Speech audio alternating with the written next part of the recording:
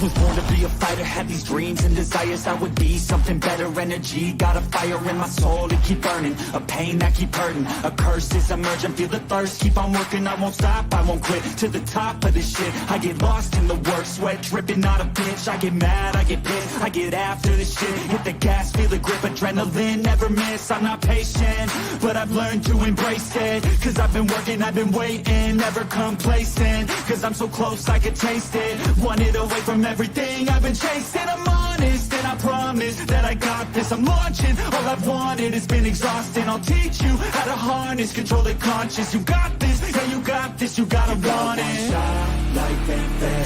Are you gonna win or will you face fair?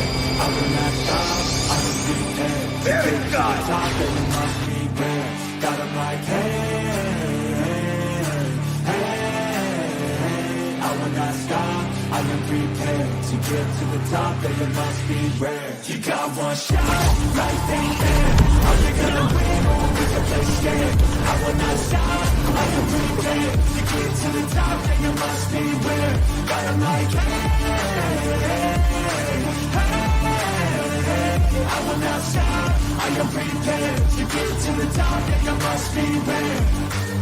Yeah, watch out, I'm fighting hard for the crown. Yeah, no doubt I'll be the best pound for pound. I'm obsessed with winning, this is my house. So watch out, I'm coming to the top. I die, yeah, I'm addicted to winning. If that's a sin, I'll be sinning. I'm disciplined when I'm in it, and this is just the beginning. The money, yeah, I'll be printing while helping others make millions. See, I'm not selfish, no villain, but still I'm making the killing. I'm here for greatness, you can't lock me into cages. Deserve to be on stages, I will be the greatest. Do it yourself, I made it. Yeah, I rock from the basement. I'll take my life into my own hands, my own plan. Yeah, I got a backbone, designing my own program. I'll mentor the next wave of the bravest, so don't be late, I'm about to make changes. Life ain't fair. Are you gonna win or will you play scared? I will not stop, I am prepared to get to the top, yeah, you must be rare. Got 'em like hey, I will not stop, I am prepared to get to the top, yeah, you must be rare. You got one shot, life ain't fair. Are you gonna win or will you play scared? I will not stop, I am prepared to get to the top, yeah, you must be rare. Got 'em like I will not stop, I am prepared to get to the top, and you must be there.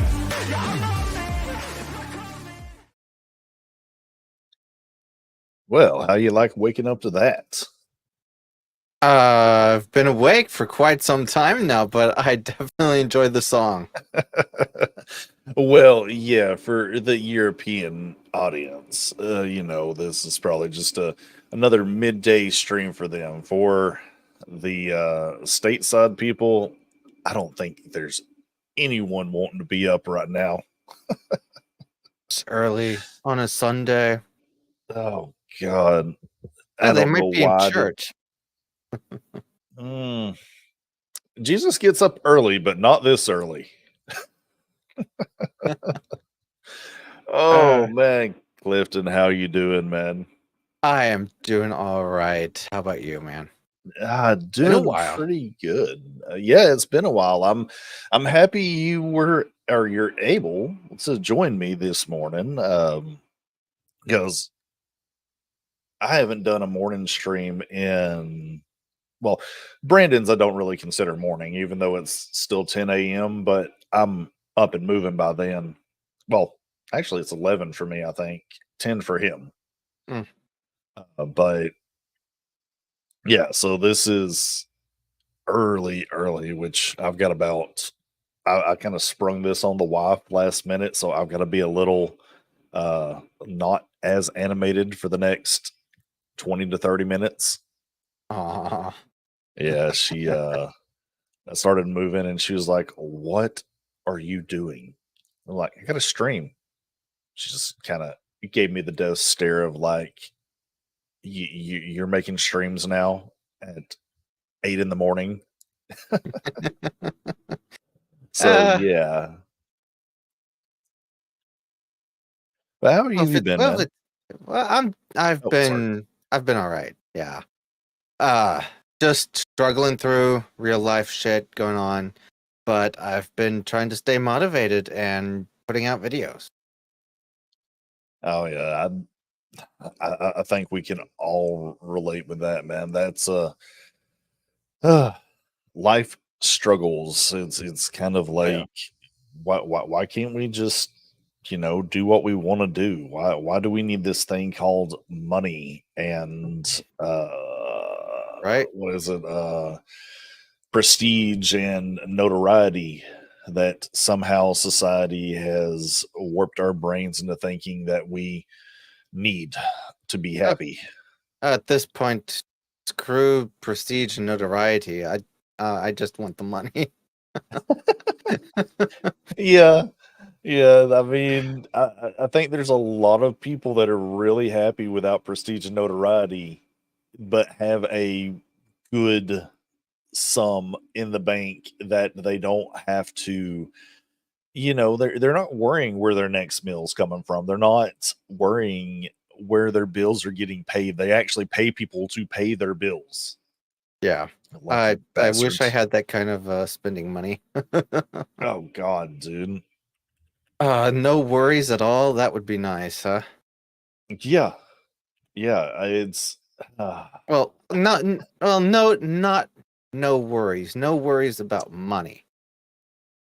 yeah. That would be damn.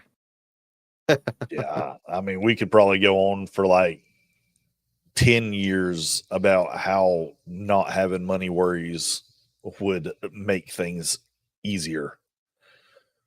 Yes. Oh man, a lot of premieres this morning though, like me being up and the stream happening, which I'm going to try to keep this schedule, but uh freaking streaming just doesn't seem to be what I think it should be. Like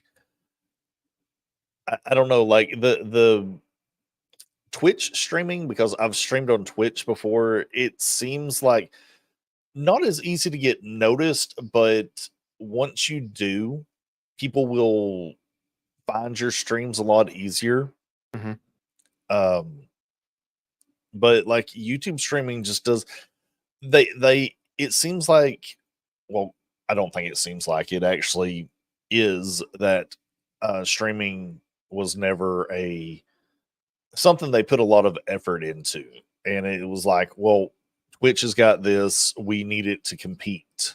So that it was something that they just kind of put up there, and they never really had a plan for Yeah.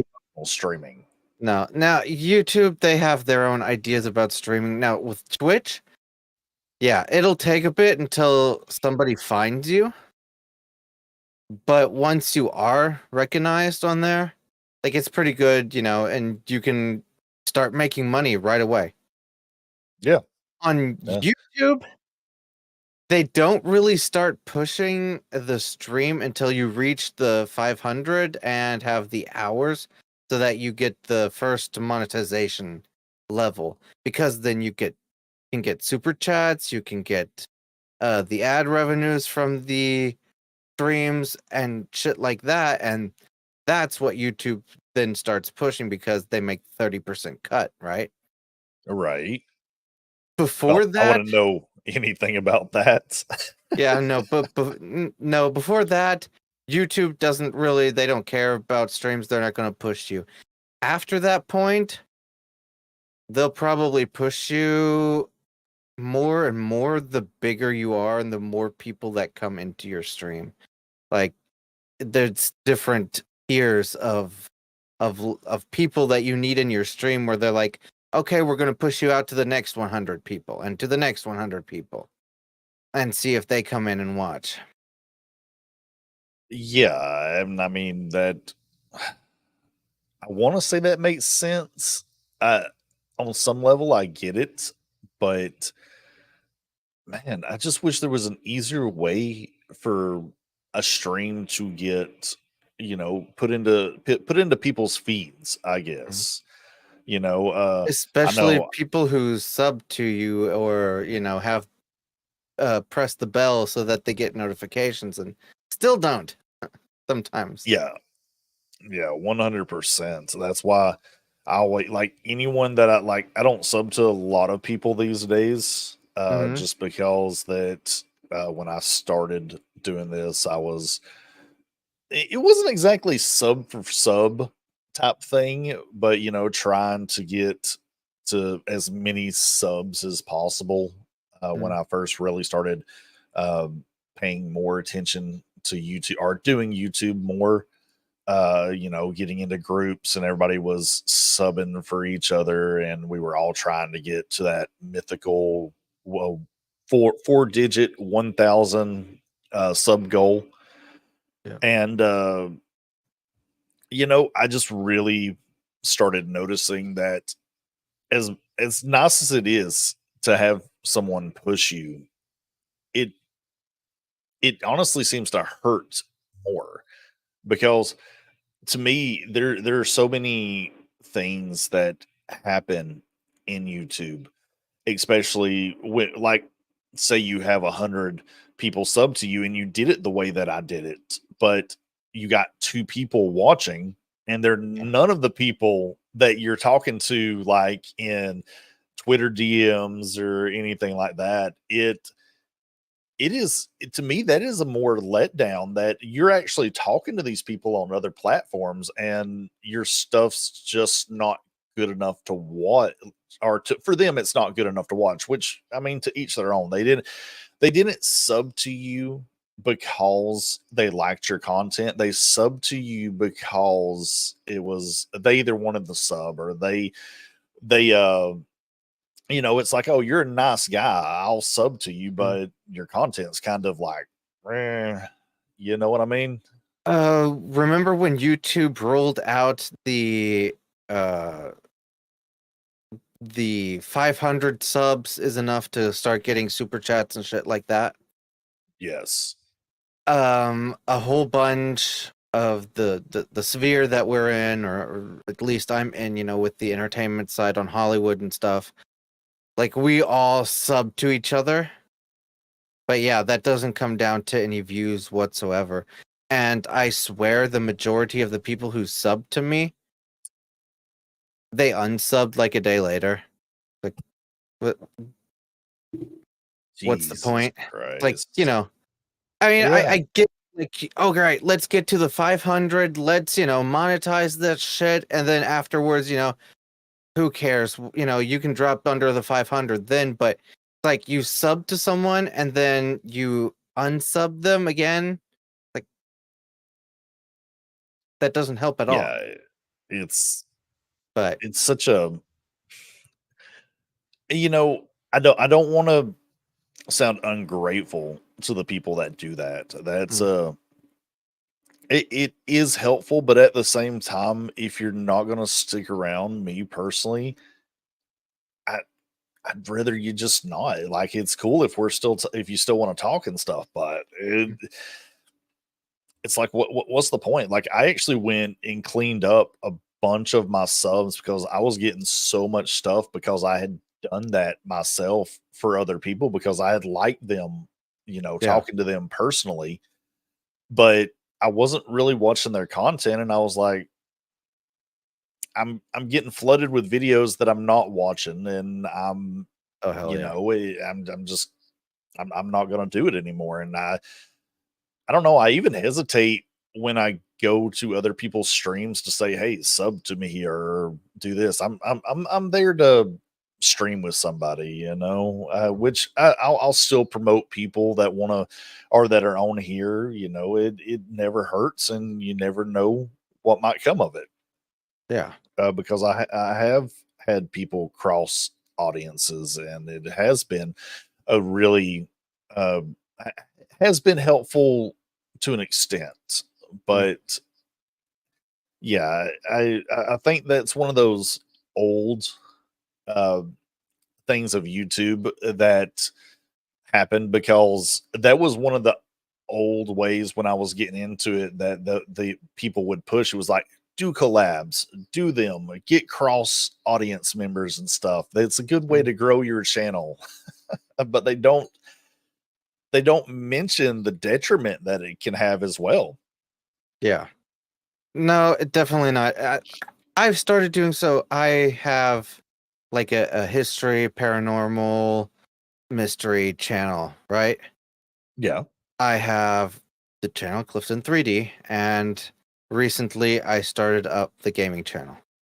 And what I'm going to Oh be yeah. doing is I've got all of the subs, all the people I'm sub to here on the main channel, right?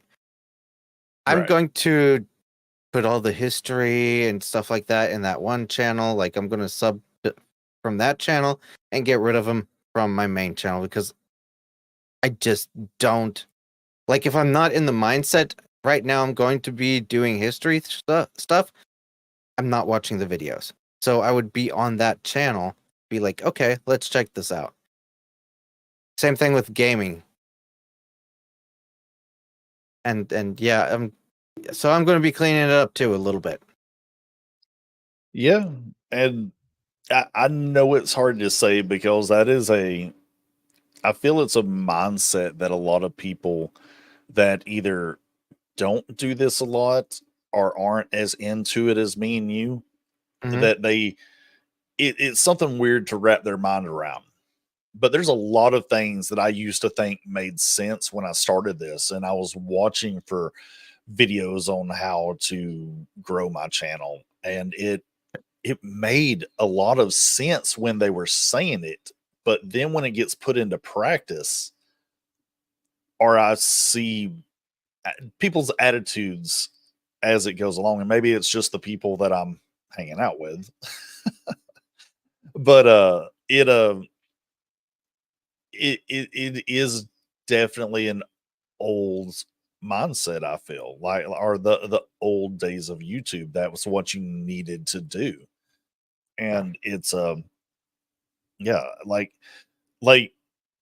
I think I've talked to you about it before about trying to have videos that are on par with like 100K subbed YouTube channels, like people that are, making a decent little bit that they can pay editors to buy back their time. And to me, that's what I strive for my videos to be similar to. Yep. But 100K, if you look at the diversity that is in 100K YouTube channels, you have people that have maybe 3 4 people working on edited videos, and then you have somebody who just turns on a camera, talks their mind, and such little editing is done, but they have a good a good following Yep. on their channel. And it's like, what is the real practice that you find, or that you should have at that level? And in reality, it's just have a personality.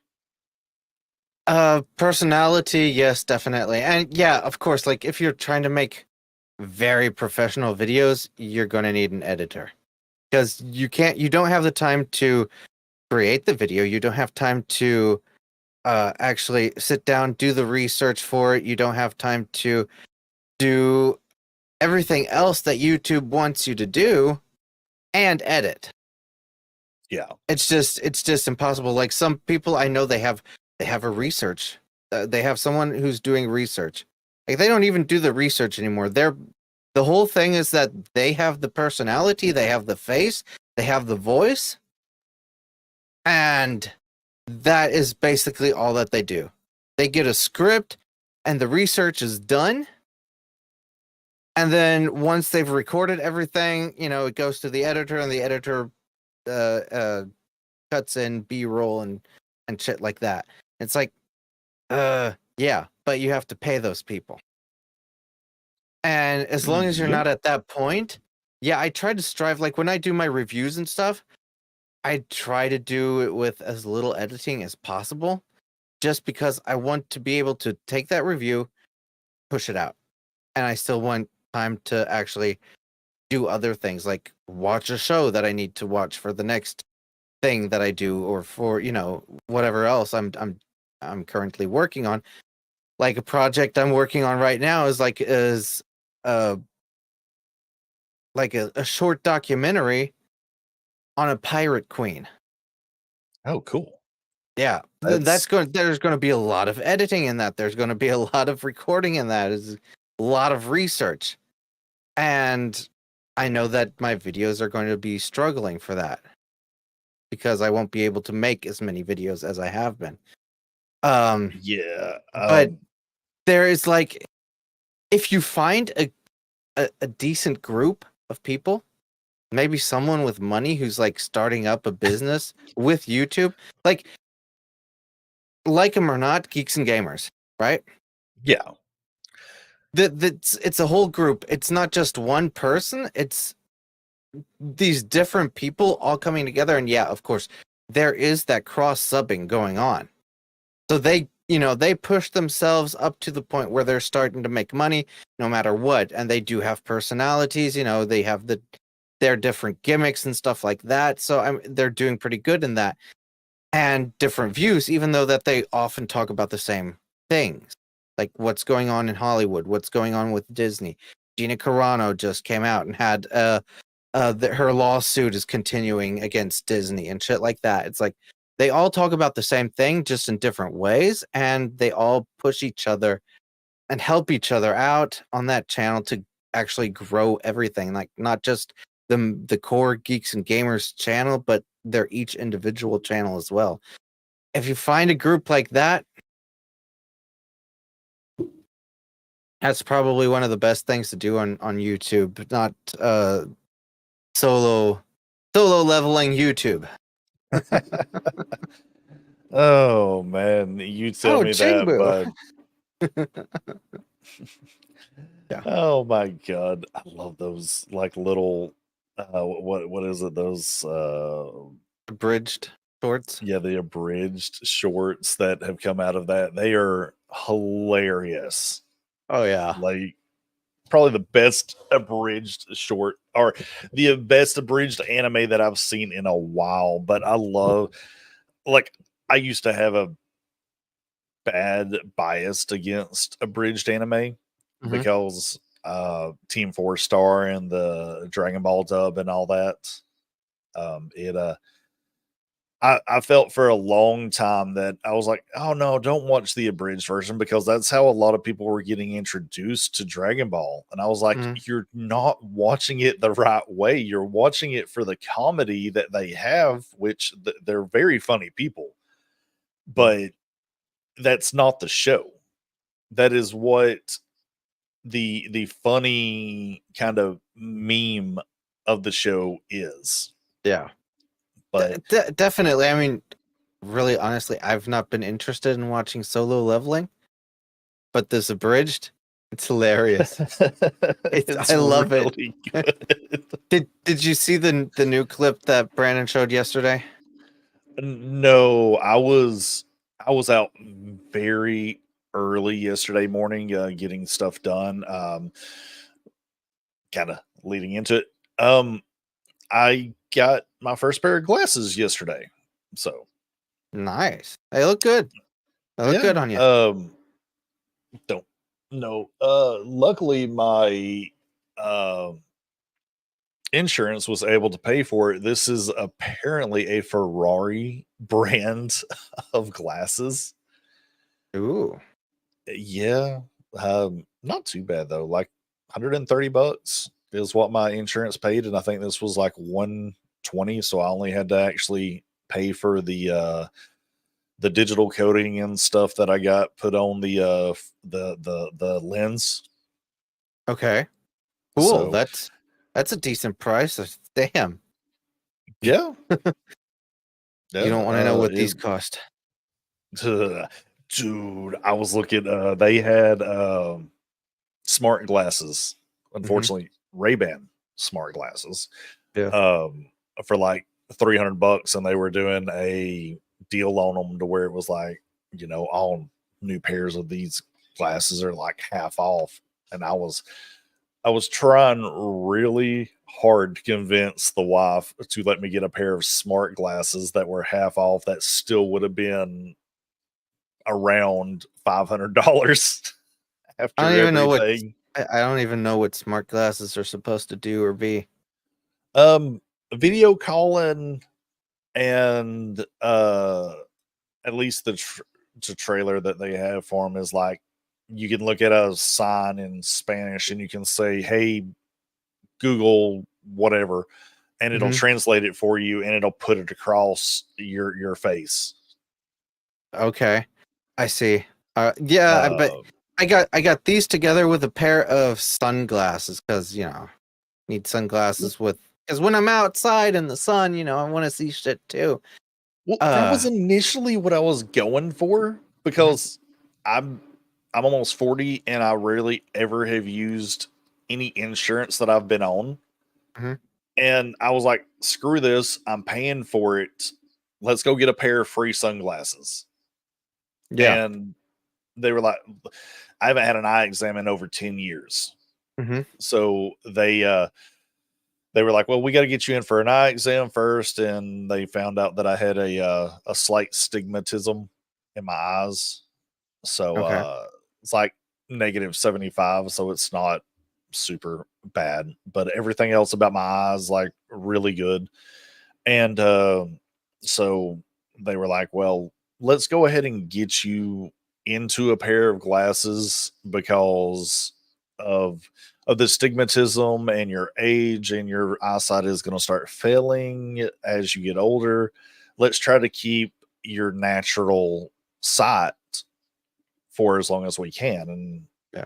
somewhere in my mind this makes sense. But you know, I wore these for the first time yesterday. For the most part, I went and watched Wolverine and Deadpool with them, Hmm. and my eyes just feel so much better with them on than without them. Because before I would squint a lot Hmm. unintentionally, and I would try to keep my eye open. To You would work. Your eyes would work harder, basically. Yeah. But Yeah, but yeah, so how are you doing with like the first time I put on glasses? Right, I was like everything was like I was like almost swimming. They said I would just get used to it. yeah, And a lot of times, like wh- when I'm working a lot, especially, it's like if I like after 8 hours of work and like take off the glasses, I'm like, oh god, that feels so good. um. Noticed anything like that yet? I don't know if it's just that they uh, or that they adjust so much more easily, or whatever, but I wore them from, I want to say, about 10 o'clock ish Mhm. yesterday till about 5, 6 in the afternoon. And I was always kind of doing this number right here and bringing them down just to kind of see the difference. Yeah. And there is a difference other than just not straining as much. But there was only one instance that I felt that it was weird, and that's like I was going up to a counter, and the counter, instead of it being uh flat like it should have been, it was kind of at an angle. And I was Okay. like, that don't seem right, because I've seen that counter before without glasses. And so I looked up, and yeah, it wasn't angled. And the only other problem that I've had so far, because I also drove with these on, was going up and down steps. Mm. Um It'll it get just some used to getting used to. yeah, like the glasses seem to make everything closer. Mm-hmm. Um like if you're looking in a rearview mirror and they say objects in mirrors seem closer than what they are, or whatever it says. Um that's been the only thing. But other than just not being used to having something on my face, it's been a positive experience to have them over not having them. Like, Yep. I probably won't wear them as much around the house, Mm-hmm. but going out and stuff, I might just wear them all the time, because, like I said, it's easier on my eyes to wear them than not to wear them. Do you have the anti-blue screening thing in there or not? Yeah, that was that was it was either that or transition. I kind of wanted transition, but because I sit in front of a computer screen a lot more than I should, the anti-blue just made a lot more sense, and that's what the digital coding does. It's like a UI blue or something like that. Yeah. But yeah, But I will give you advice. If you're color grading something, Uh-huh. I don't know if you do that in your editing, if you color grade or something, do take your glasses off. Because with the glasses on, everything is just a little bit darker. yeah. I'll keep that in mind. I know I've got to get a monitor. Like, oh, what is it? It's been a minute since I've looked at monitors because right now I use what is it? IPS monitor, which I don't think is the one that you use for color grading things. I think that has the worst colors, but the one that I have, like IPS, is better for refresh rate, and I Mhm. got that for gaming, which I don't do anymore. And then I use like a crappy little 24-inch TV, Mm.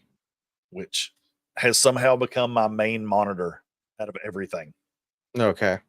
Yeah, I don't have a great monitor, but I finally got one of those arm things that can hold up 2 monitors. Oh, those are so good. I've used one of those for years now. Amazon Prime Day, it's a good thing actually. I like that because it went from 80 euros down, which is about 80 bucks. You know, I don't know the exact conversion rate, but went down to 35. Oh, nice. Oh yeah. Uh, And now I just need to get monitors that have more than 60 60 gigahertz. hertz. Yeah, Yeah. 60 hertz. Yeah, mine I got from a kind of like a restore thing. Mhm. It used to be around here. It's not anymore. They got bought out. It was called Give Me Five, where everything in the store was $5 or less. Wow. Okay. Yeah, so Wish I I had one of got those. oh dude, you probably do somewhere. You just gotta look. But yeah, so I've gotten a lot of stuff from there. I hate that they got bought out by this other store that kind of does the same thing, but they don't do like a base $5 price.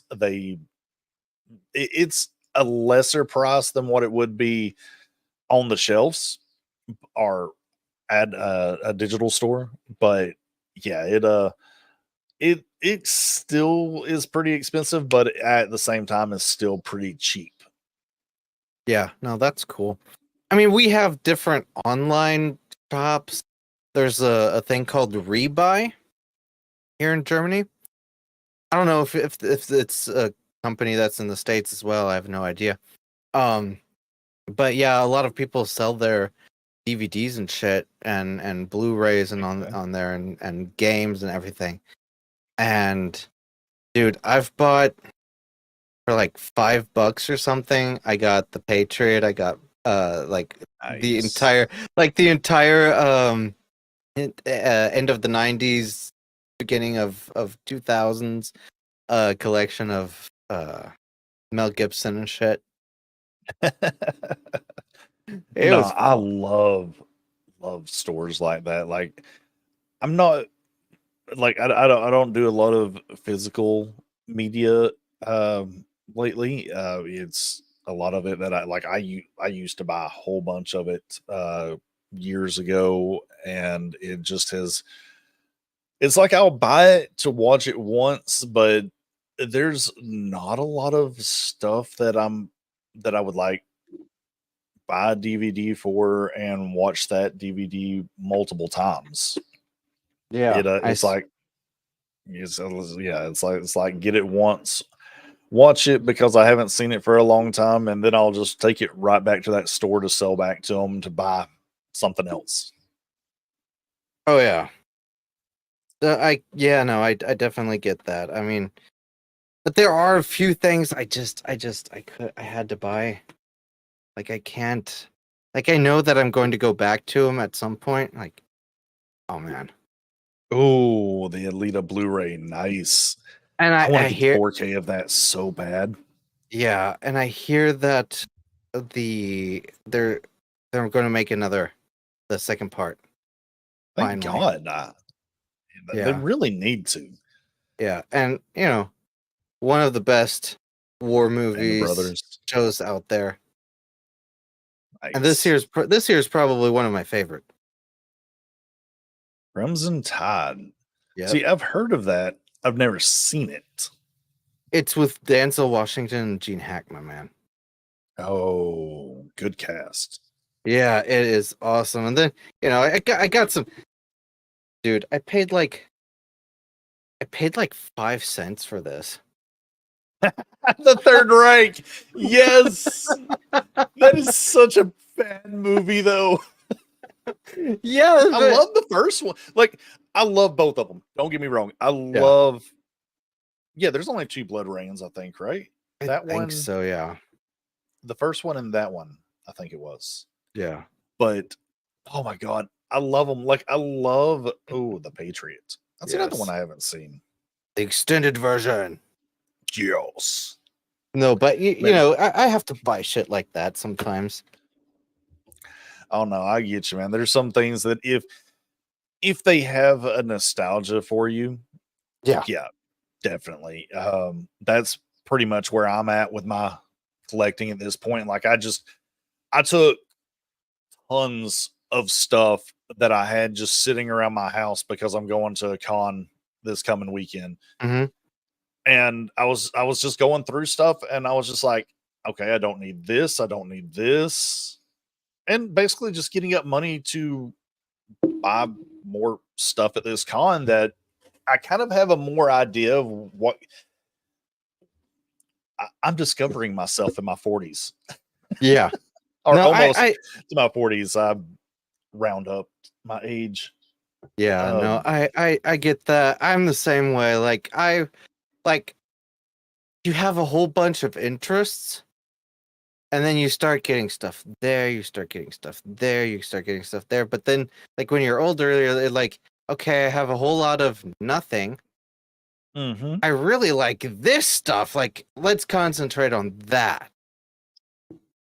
Yeah, like, I mean, big anime fan, big gamer, or used to be a big gamer. I wouldn't consider myself a big gamer anymore. I'm more of a casual now. I'll probably buy a remake of a game that I like over something new. Oh yeah. But I mean, there was a point that I was like, hey, I want to get every anime that I see and and just have a big anime wall. And then I'm Mhm. like, I really just don't like half of these anime that I'm watching. Like, even though I do seasonal reviews of anime now, which we'll get into in a minute because this is supposed to be the mid-summer drop stream, but there really was not a lot that I wanted to drop. So screw it. Yeah. No, that's But good. but yeah, so I mean, that was a lot of what I got rid of was just I I'm like, yeah, I mean, these shows are good, but I don't really care to have them because I'm not going to go back to them. And if I want to watch them, I have other ways to see them. Yeah. And that's just kind of where I've been. Like, I want to. I got my entire manga collection of Yu Yu Hakusho finally, like a month or 2 ago, and I'm ecstatic to have that. Now I just got to get the Blu-ray 30th anniversary box Mhm. set of it, and I love Yu Yu Hakusho stuff, Hunter X Hunter stuff, Fire Force. I want to get all of it. Comics wise, I love the Turtles. I'm Yeah. so ecstatic what they're doing with that franchise right now. Um, and yeah, like I'm more like pinpointing things that I want to have over just wanting to have everything, which doesn't Yeah. mean anything to me. Exactly. No, I totally understand that. Get it. I started I started getting the light novels of Goblin Slayer. Oh, nice. Yeah, like I'm not gonna get it. Like the first time a couple of months ago when I went to the city, I was like, okay, I want to start, getting anime stuff or manga stuff. Like I got My Hero Academia one. I got the light novel of Goblin Slayer.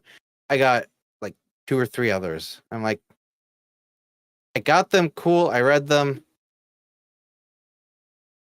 Oh, I know that I'll probably go back and read Goblin Slayer again, but that's what I'm going to be concentrating on right now. Yeah, so a buddy of mine got like, hang on, wife's alarm's going off and I don't want it in the background. I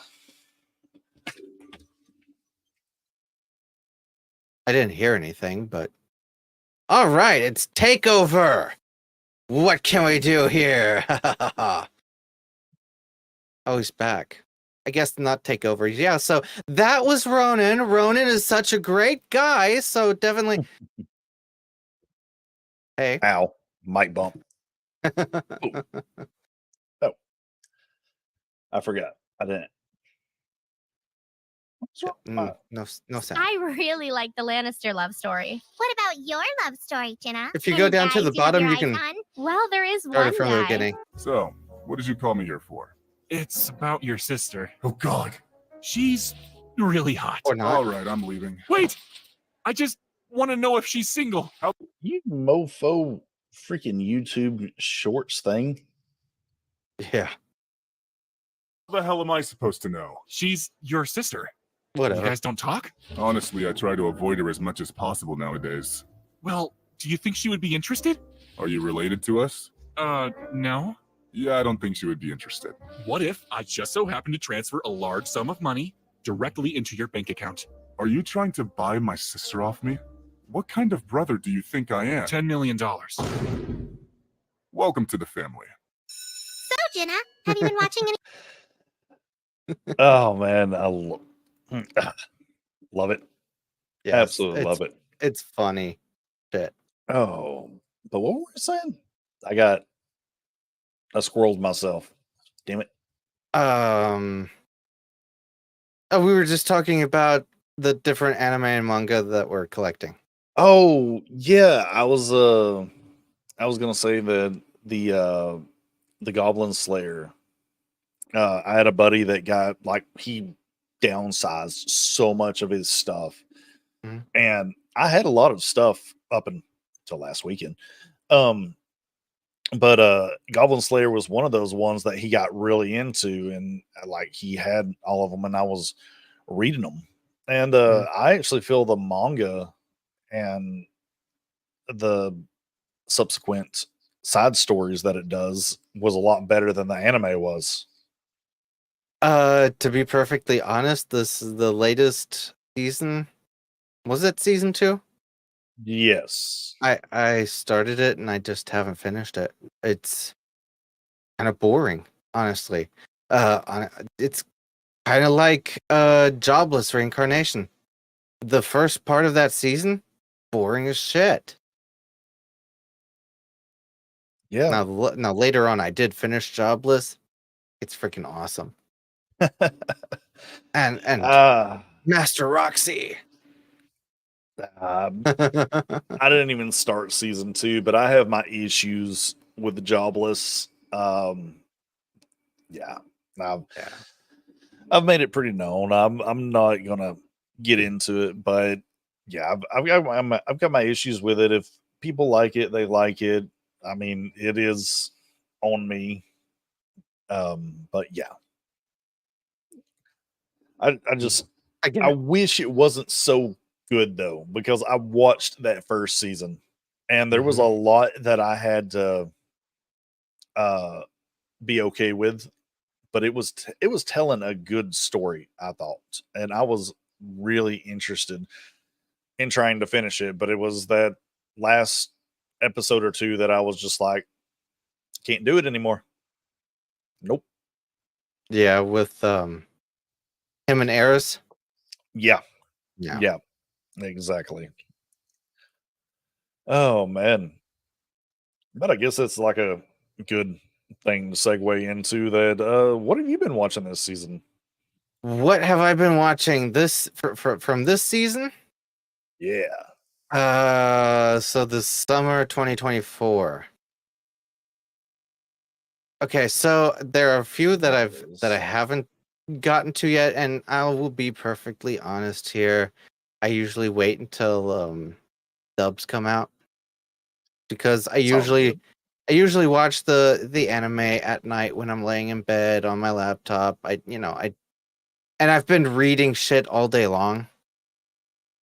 I can't handle it. I watched episode 1 of Wistoria. I Storia. Okay. kind of That's liked one that it. I'm not watching actually. It's kind. I think it's kind of interesting. Um, they do have a lot of that 3D CGI, but it's Right. actually done pretty good. Is it? And I mean it's the first episode, so I'm gonna give it the 3 episodes, but it continues like it has been. Like it gets. I didn't expect them to kill off characters in episode 1 already. Like Oh wow. yeah. They went there. Yeah. So I honestly I think it's actually kind of good. But yeah, you can see that sometimes it looks a little uncanny because of the 3D CGI thing that they do. Yeah. Unfortunately, I think we're gonna start seeing a lot more of that just because they are like animation is freaking expensive, man. Yeah. And they they've been trying to figure out how to cut down on this stuff for decades. Yep. So Definitely. it it sucks because I mean, growing up on hand drawn or more hand drawn animation than CG animation, it it does feel like we're losing something, but I feel we're also gaining something too. Because when a good studio gets a hold of an anime and they use CG properly, it looks absolutely fantastic. Like I've been saying for a while now that new generation animation has far surpassed, the older animation from the 80s and 90s. There's still stuff that, I love to go back to and love to watch, but at the same time, it's like it gets harder and harder every season to recommend anything before 2015. Mm. No, I definitely get that. I think they could possibly do a little bit of a mix between the 3D and the hand drawn. Like use the 3D for props and the way that you want to position the characters and shit, Yeah. and you can still draw it out. Like that's what a lot of artists do nowadays when they make game art or stuff like that, and it's supposed to look like it's like even if it's just concept art, like they'll put up 3D buildings and shit, and then they will draw over them just so Yeah, that they like have the the depth and everything that needs to be in there and shit like that. I mean, yeah, like the background stuff and the Mm. side stuff that just doesn't really matter, just you can use it like that. Kind of like, but it's we got to get to this through this growing phase, kind of like cinema had to do when CG first started being used in movies, and it was being overly used for everything, and it instantly aged movies to a Mhm. point that they were unwatchable after a few years. Yeah. But now I think we're in a good place to where we do use real props versus the CG. Like there's stuff that you just can't do or would just be cheaper. Star Y- Wars is probably the best example of all of that. yeah. But for me, looking at CG, one of the best movies out there, Jurassic Park. Oh yeah, Their CG was on like compare their CG from back then to the CG that we get here, it's still up there. Yeah. It's Yeah. I mean, it's Like it's you can't tell me that T-Rex isn't real. exactly.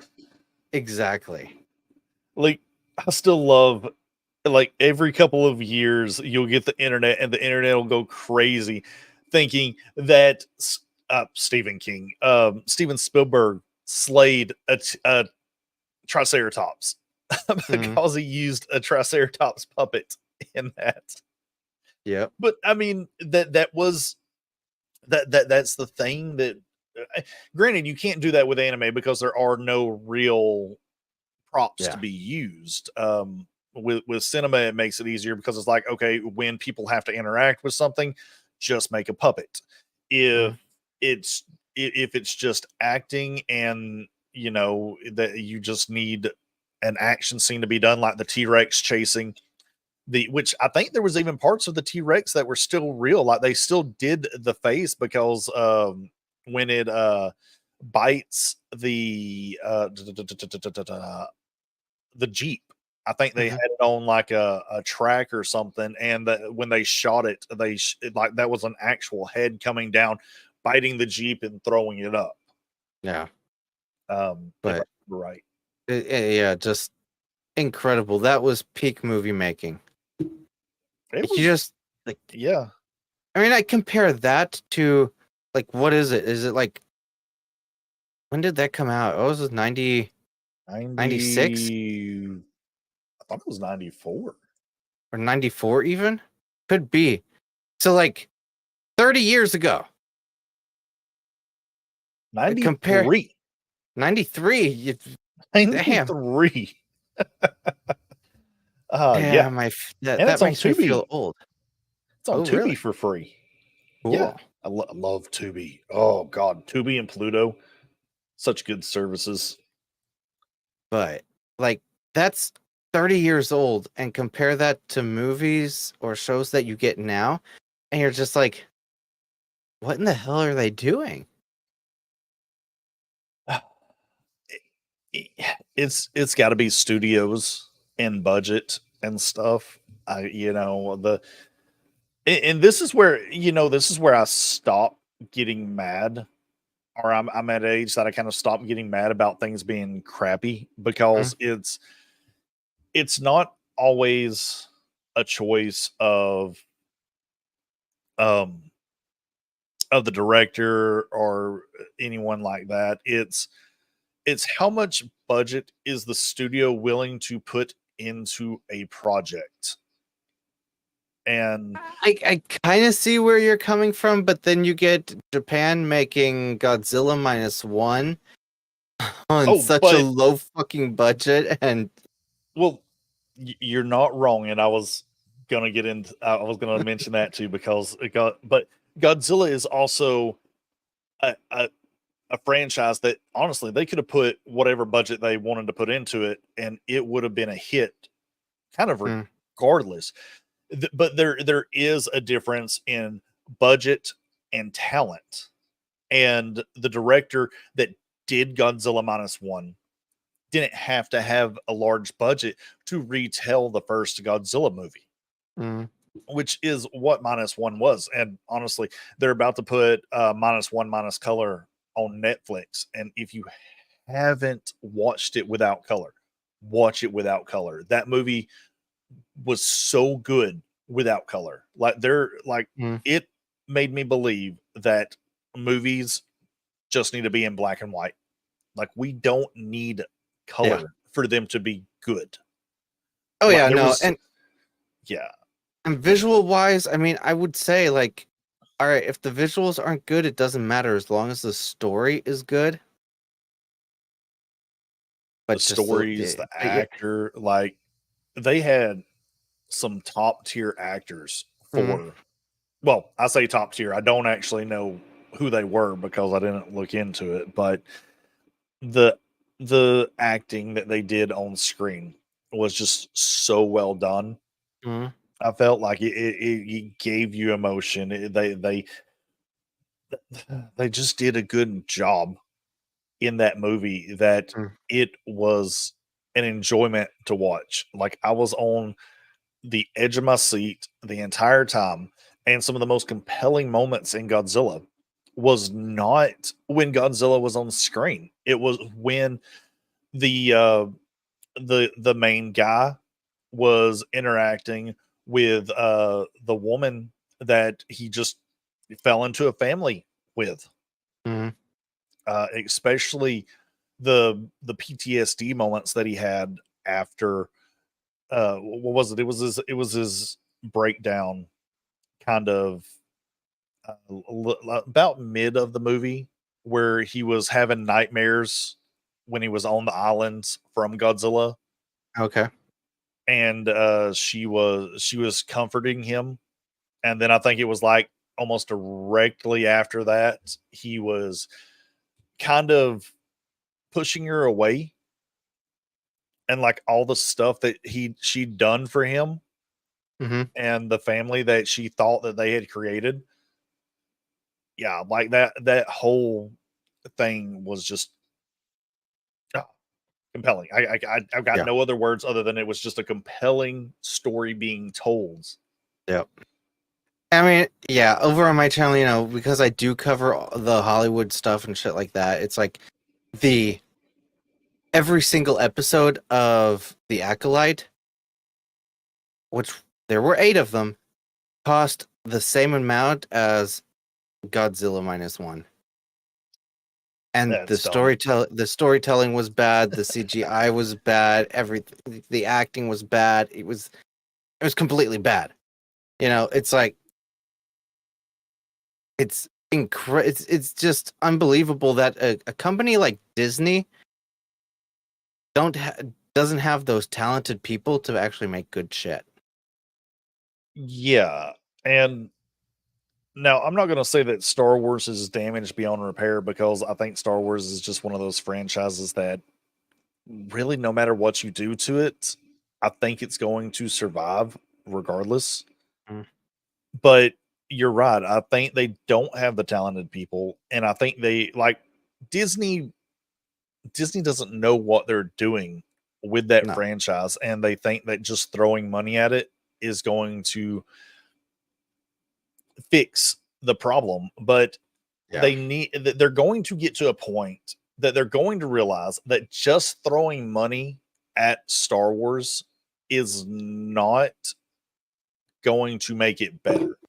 They need to be looking for talent, and they're not looking for talent to make these movies, to make these shows. They're just throwing people at it Yeah. for I don't know. I don't know what reasons they have. I don't know if they're trying to take chances on new actors, hoping to get the same success that they had with Marvel in the movies. Because I mean, hell, what was it? Chris Hemsworth was an unknown actor before Thor. And honestly, if it wasn't for him, Yeah. Thor would not have been a good movie franchise. I still don't think people care about Thor, but they care about Chris Hemsworth's Yeah. Thor. No, definitely. So I mean, I think you're right that Star Wars isn't necessarily dead or completely over with. But I think sooner or later they are going to realize that they just need to pick everyone out and get talent in there who will actually yeah, do some good writing, do some good cinematography, just but yeah, gonna take a bit.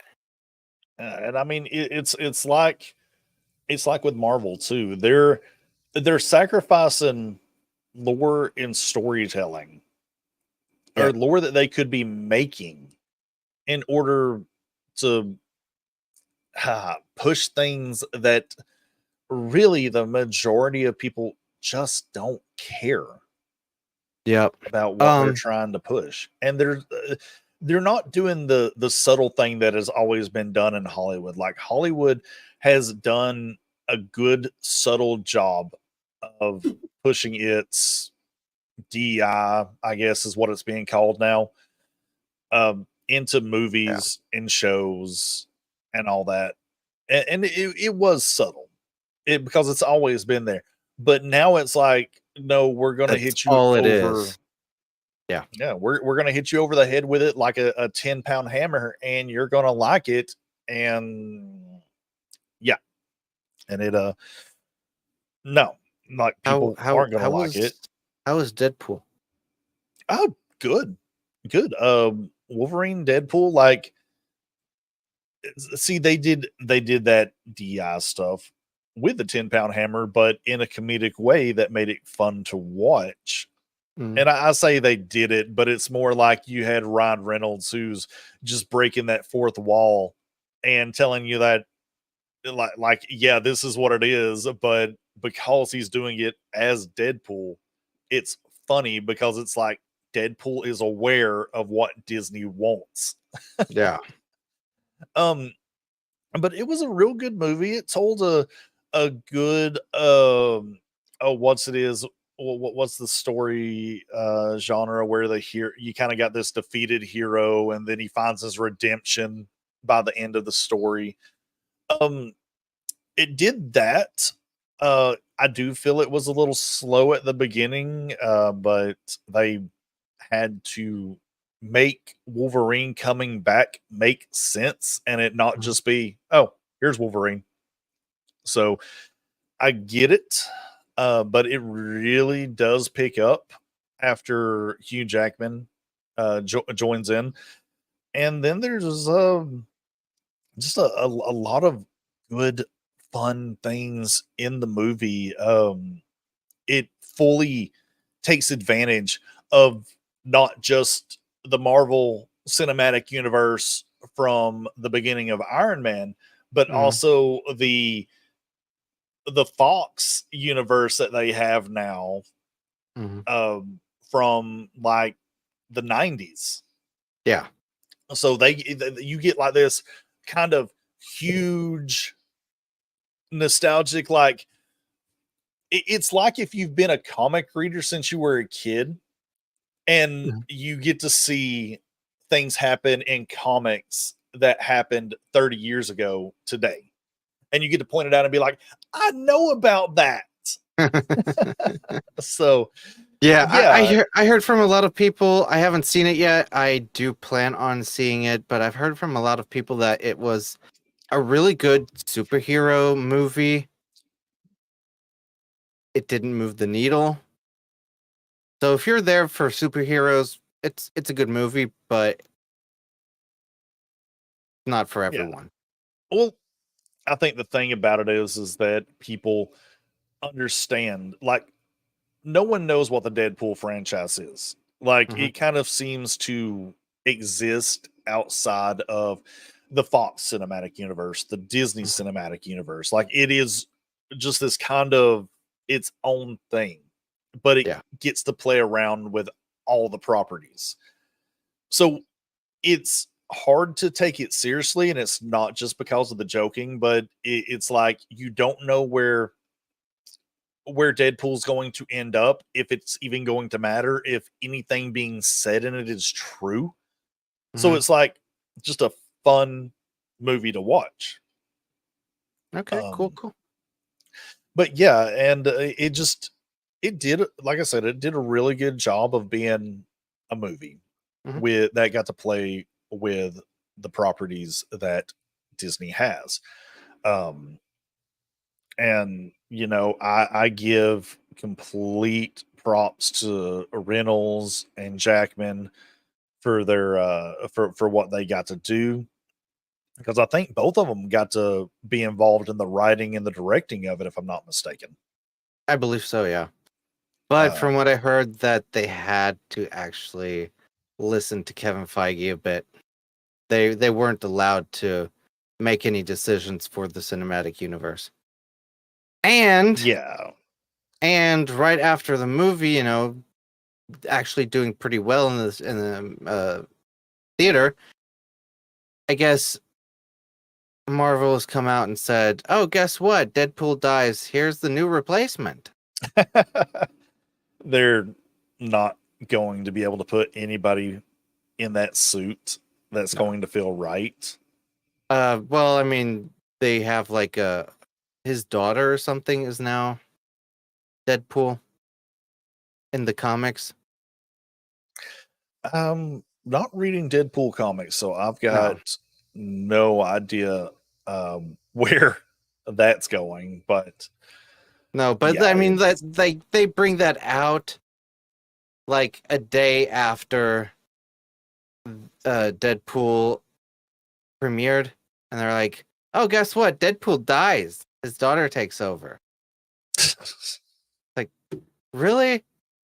Kevin Feige is so freaking salty about this movie. He didn't want Hugh Jackman to play Wolverine in it and shit like that. It's like, oh, come on, dude. It's a movie.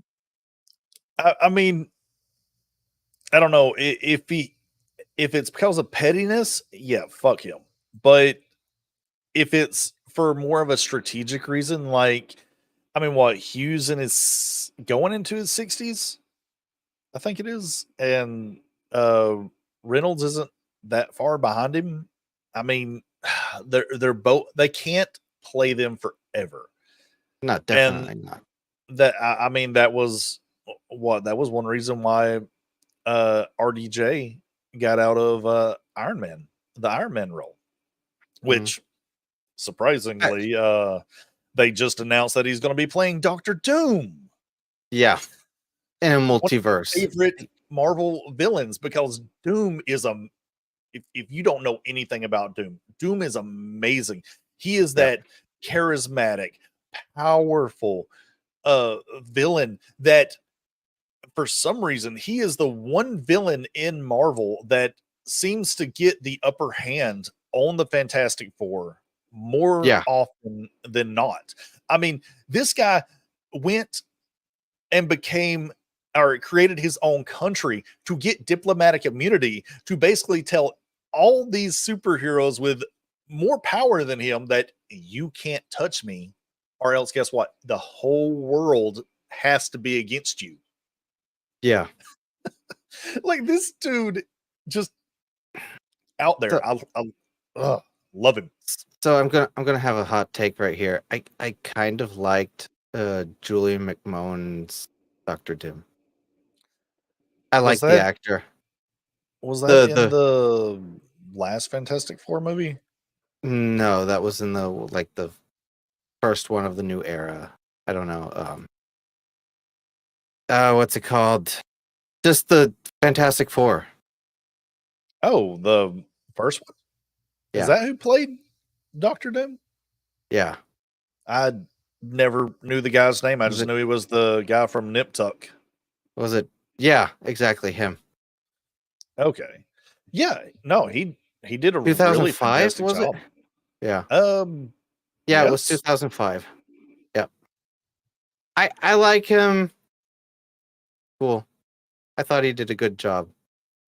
Yeah, I really wish Disney would redo some Fantastic Four stuff, because we need a new Fantastic Four movie. That's what a lot of fans thought they were going to be doing. That was going to be Phase 4. Was going to be bringing in Fantastic Four. You know. Yeah, I am a little bit disappointed with the way that Deadpool and Wolverine ended. And I'm not going to give any spoilers, but I think it would have been a perfect time, and it would have made a whole lot more sense if they would have used the Deadpool movie to reboot the entire MCU. I would totally agree with that. And I mean, there's even a comic that's how they rebooted it in the comics. Was they have a comic called Deadpool Kills the Marvel Universe, or Deadpool Kills the Universe. I got it over there somewhere. Mm. And yeah, probably Yeah. gonna go reread that now, because I don't remember anything about it. Oh man, and I just realized not just realized, but I realized I completely derailed what we were talking about lately. It's about all anime good, shows. man. Anime. Oh man. So you said you ain't been watching a lot of or you're waiting for the season to kind of get over with or get the I'm dubs of them. partially like when there is a dub that comes out, I'm gonna be checking out. Something I haven't been doing is with My Hero Academia. I'm gonna wait until it's all out on dub to Yeah, finish it. it's what is it? Next month the manga is ending, Mm, like fully done with. yep. So I know a lot of people are asking like what's gonna be the next big show in anime or manga, and nobody really knows right now. Like everybody's like I say everybody, but more the uh anime tubers Yeah. or people are kind of pushing this narrative like they're so nervous about where manga and anime is going to be because some of the biggest animes are all ending at the Yeah. same time, which they're worried because this is similar to when like right before or similar to when Slam Dunk, Dragon Ball Z, and oh, I forget the other one that ended at the same time. When those ended, and then there was like this kind of lull of manga or action anime that was going on until what is uh, affectionately called the big three now, being One Piece, Naruto, and Bleach. Kind of the way everybody says it, saved shonen, but if it Yeah. wouldn't have been them, it would have been somebody else. And personally, I don't feel manga or anime should put their crutches or lean on key shows like that. Like there should be a more diversity of shows of manga. Like I kind of yeah, I kind of get it. It's like a lot of people, their first anime was probably like Naruto or Bleach, oh or yeah, it's definitely One Piece, uh Detective Conan. What is it called? Case Closed, right? yes, case Um closed, which has eh, actually been around longer than One Piece. yeah, but Has try more to try, episodes than One Piece too. try to get the translations for that. Oof. Mm, no, Nope. not happening. Nope, not at all. But uh I mean, I'm sure there's going to be a show that comes around and is like, "Oh yeah, that's the next thing." I don't think we really have to worry. I mean, look at how many shows that do come out every season that we do enjoy, do Oh like yeah, watching. Like it doesn't necessarily have to have one big show like that after another. yeah, But and I mean, not every season has great shows. Like this is actually one that I'm dropping because it first episode just really made no sense to me at all. mm, Um, so it's kind of like a mystery anime, mhm, but the first episode, guy wakes up, a lot of people are dead, like city wide death, and it makes no sense. Uh, mhm. the it, it's like they got to play a game every 24 hours, but it's not like these fun games. It's like hey, you get a question of Q&A, and you if you answer wrong, you die. If you answer right, you die. And it's the opposite of a majority rules type of Mhm. game where if the majority and the answer doesn't even matter is the other thing. It's just like if the minority of people choose answer A, then those people get to survive, but the majority dies. And Okay. the rules never get explained, and you never like you don't even really get. It's like the first answer that you see is Mhm. your answer. Okay. It makes no sense. And then I think I did watch episode 2, and episode 2 no, maybe I watched up to episode 3, because one episode, like, the main guy dies, but then the next episode he gets brought back to life. Okay. And then there's just a lot of other elements all within the first 2 or 3 episodes that you get introduced to a lot of plot lines that just happen. And I hate that. I hate that in storytelling. I hate that in anime. Like, if you don't lead up to it, it makes no sense, and it makes me very frustrated to watch, because it's one thing to do it as a mystery setup, but Mhm. you have to do it right. Like, you have to be a good writer to set that up. And I don't think in 3 episodes anyone could really set that up, unless you're setting it up in the very first episode and then answering it like maybe 3 episodes later. Yeah. Yeah, no. Did you see God's Game We Play last season? I watched a little bit of it. I think I got to the 3 episodes, but I did drop it. If you're into games and shit like that, it's definitely a anime to check out. I enjoyed it. But Yeah. That Hey- was, I forget why I dropped it. I think it was another one of those that was kind of similar to that it wasn't like I wasn't getting what they were trying to do with the show. mm, And so I was just like, I'm okay. did you? But How's Hmm? Suicide Squad going? I think I watched episode 5, and I'm dropping it. I would not blame you for that. I think they just came out with episode 7, because I was behind on it, but I wasn't doing anything last night, so I did get caught up on it. Mm-hmm. It has redeemed itself for me, and this is what is great about living in the age of the internet. That clips will sometime get me back into watching the show if I haven't decided to drop it yet, because I was the same way. Like, I'm still trying to review this Mhm. episode by episode, like just do my shorts reviews of it. I just haven't gotten to it because there's been so many other things to talk about that I wanted to make videos on them. And this has just been one of those things that I'm like, I'm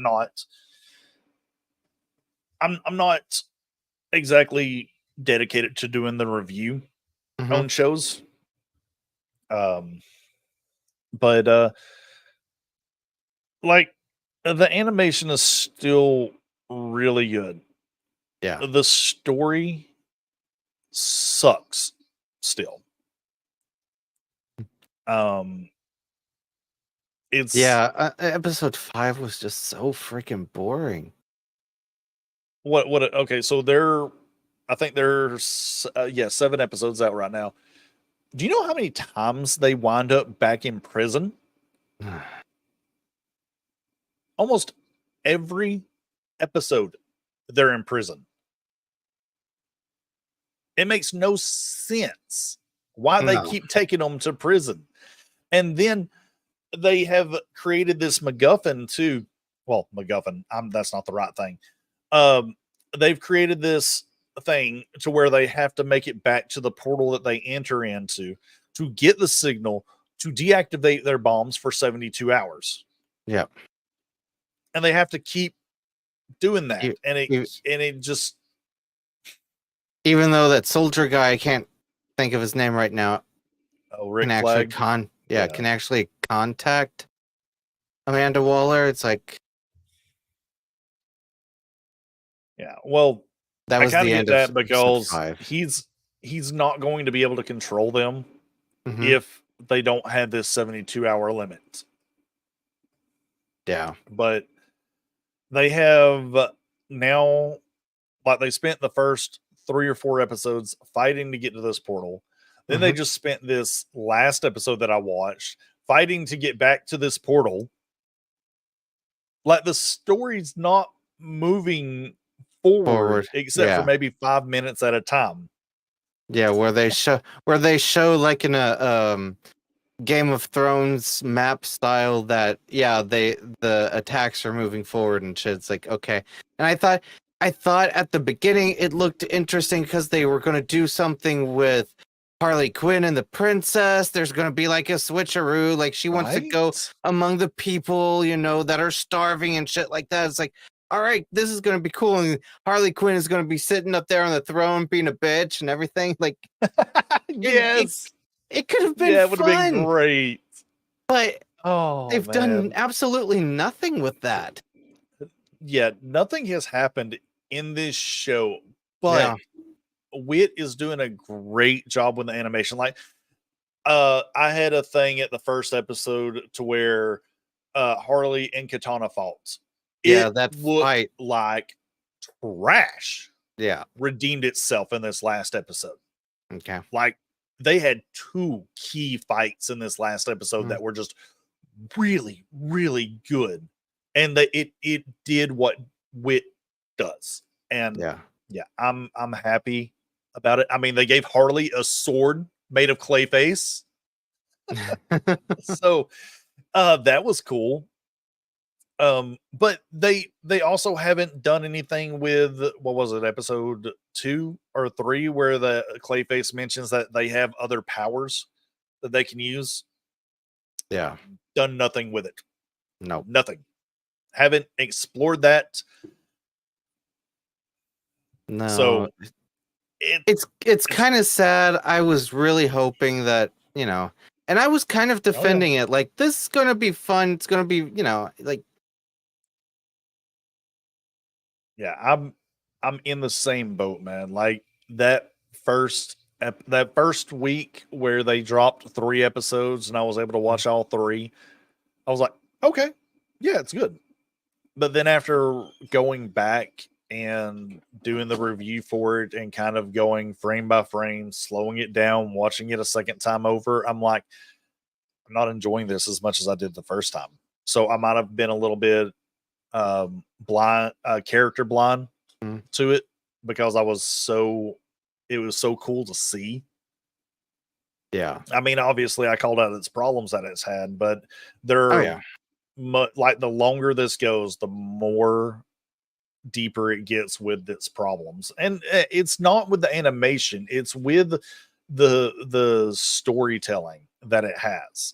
Yeah. Like it just doesn't make a lot of sense. Instead of making them reset the bombs every time, they should have been moving the story forward and using 72 hours to be the length of time that's the length of the 12 episodes. And that's what they should have been fighting to get to by the end of the 12th episode, while also doing things for the Queen and the Empire and stuff. Yeah. But I agree. they didn't go that route. So, Damn. although I still want to watch it just for the animation, and I am still curious. Like, I still think Joker and Harley are going to fight by the end of this. That's my payoff that I want. So could possibly be, yeah. I wouldn't be surprised if Joker is like the main guy pulling the strings in the background or something. yeah, and But like missed opportunity by not having Captain Boomerang in here too. Like they chose Peacemaker over Boomerang, which is terrible if you ask me, because you can't put Deadshot and Peacemaker in the same show. It's boring because you have a character that is the exact same person. Yeah. Which they made fun of in, what was it, the James Gunn movie? Oh, I haven't seen it. Oh, okay. Yeah, But they kind of did the same thing in that, but they made fun of it. But yeah. Yeah, So sad. But I think it is. No, go ahead. no, I was just gonna say, like, I think the best anime this entire season is My Dear Friend Nogadon. For a laugh, yes. Like am I caught up? Yeah, I'm caught up to this. If There's 3 episodes out, I believe. episode 5 will air in 3 days. So there's 4 episodes. Maybe I missed one, or it's just not, dubbed yet. Yeah. Yeah, the dub you're there's normally 2 or an it's at least an episode ahead on sub than it Yeah. is dub. And But yeah, sometimes you'll get an anime that, same day dubbed, and I like that. But oh yeah, simul dubbing. Yeah. yep. But yesterday on Brandon's stream, I guess a lot of the shows are going to be taking a like 14-day break or something. The Olympics. Yeah. Okay, I've got to get off stream now. That's not even fair, wife. She put her glasses on. It is unfair for cute girls to have glasses that just there's just another level there. I understand. I understand. But no, I've had fun with My Dear Friend Nokotan. Like that first episode was something else.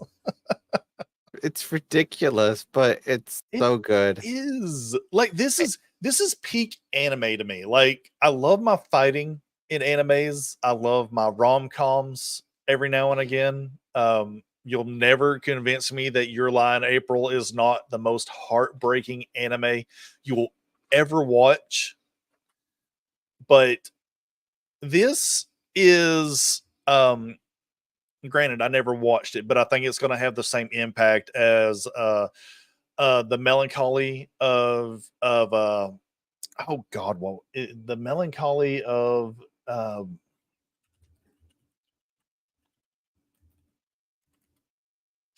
my god, Haruhi Shuzamiya.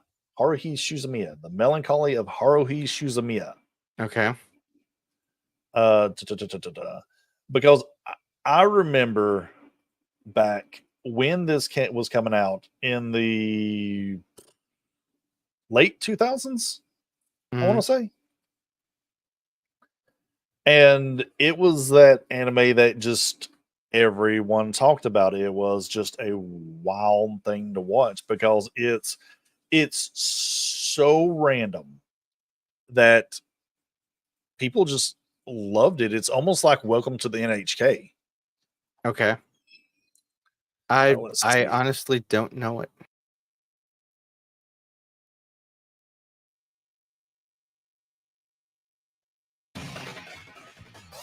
But I mean, it's kind of even the same style right there, right? The dance, like the opening dance, they did like again. People loved the opening dance. It was just it was freaking everywhere. I couldn't go to a con without having to see people cosplaying this girl. I have no problem seeing schoolgirl cosplays. Do you remember the Russian band Tattoo? No. All the things she don't. said. Oh man. And at the time, it was like early 2000s, and at the time, all the girls in school were wearing that basically school uniform that they had, the black skirt, the white t-shirt. Damn. Not white t-shirt, white button shirt. It just yeah. the sailor outfit thing. best time to be in school, man. But yeah, this is what it kind of reminds me of because I've watched a few episodes of it. This isn't as crazy, I feel, as My Dear Friend. Yeah. But it's kind of like this mixed with Lucky Star, which Okay. is another just random out there anime. Which I'm rewatching this now. The opening for this is fucking killer with the animation Yeah. and the camera work. I might have to check it out. Yeah, I think I gave it the 3 episodes, and it really wasn't for me, Hmm. but I could see where people would like it. Okay. Let's see, where's that yeah, here's the Lucky Star opening. I'm getting copyright for this. I don't care. Yeah. Not like you're making any money off of it anyway, so. But yeah, very like I can see similarities in both of these openings, like all 3 Yeah. of them actually. Yeah. Definitely. I remember yeah. the name Lucky Star. I never watched it.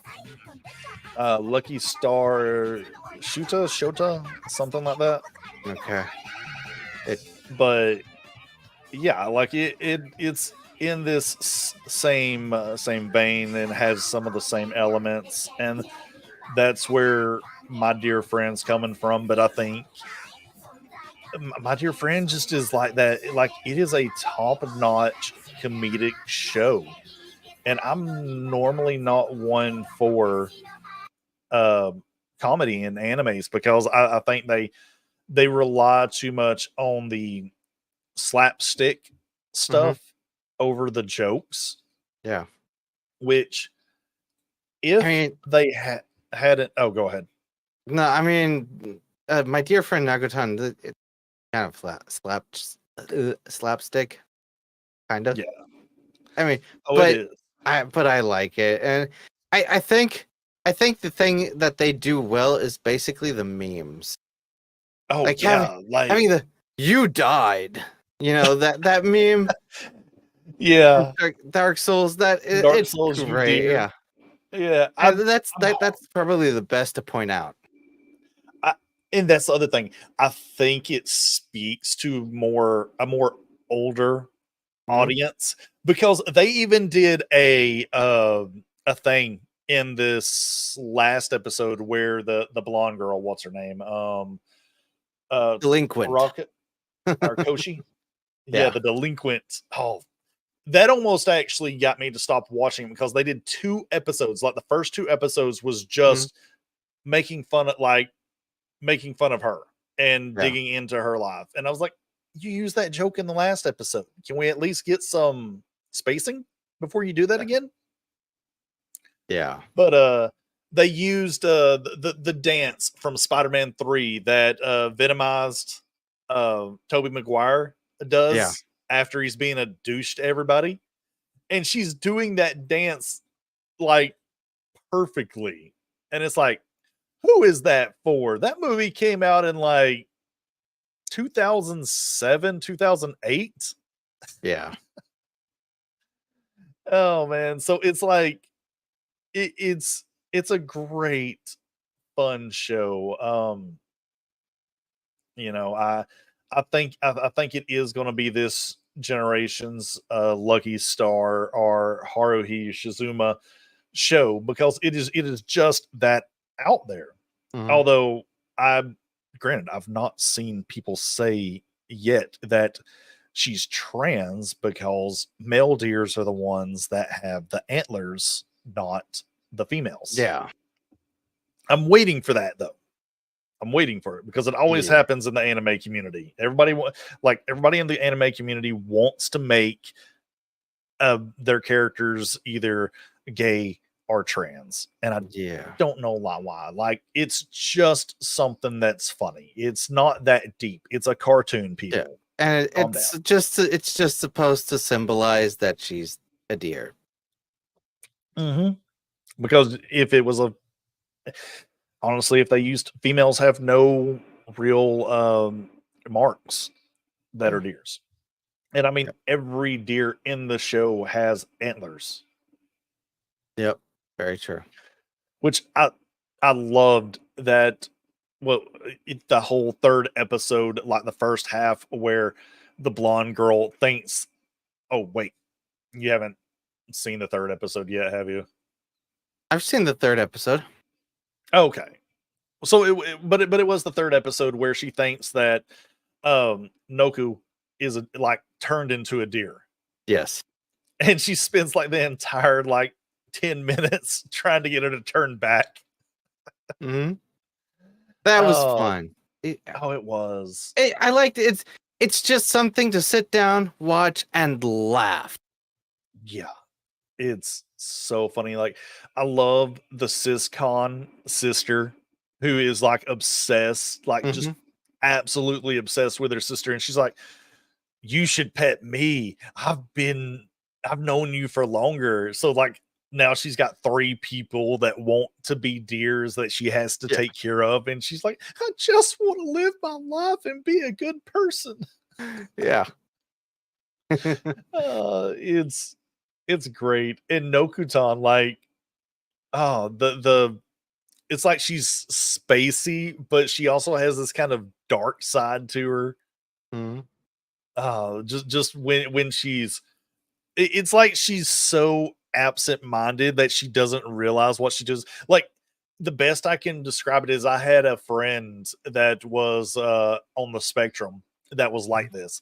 He was super smart, but did not realize when he was making fun of people. Like, he would make fun of people unintentionally.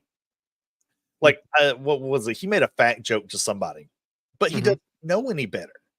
So the guy just kind of laughs and walks away because we all know how he is. And I kind of walk up to him and I'm like, "Dude, you realize you just insulted him, right?" And he's like, "No, I didn't. I was just telling the truth." I was like, Yeah. Exactly. "You can't say that to people's face." It is, but yeah, so that's kind of how I see her. Is she's like this character that's on the spectrum that Mhm. she is. It's like she doesn't have a filter, and I love Yeah. it. Oh yeah. Same. But It's so good. yeah, it has been a great show to watch this season. Mhm. Ah, One I do gotta say, like, I've got to point this out. mhm. When you start watching your season, you have to put The Elusive Samurai as a show you watch this season. Okay. It it's deceptive. Like, the colors make it deceptive. The way the characterization is of the characters, it it makes you think that it's going to be a slice of life comedy, but it's not. Like, Okay.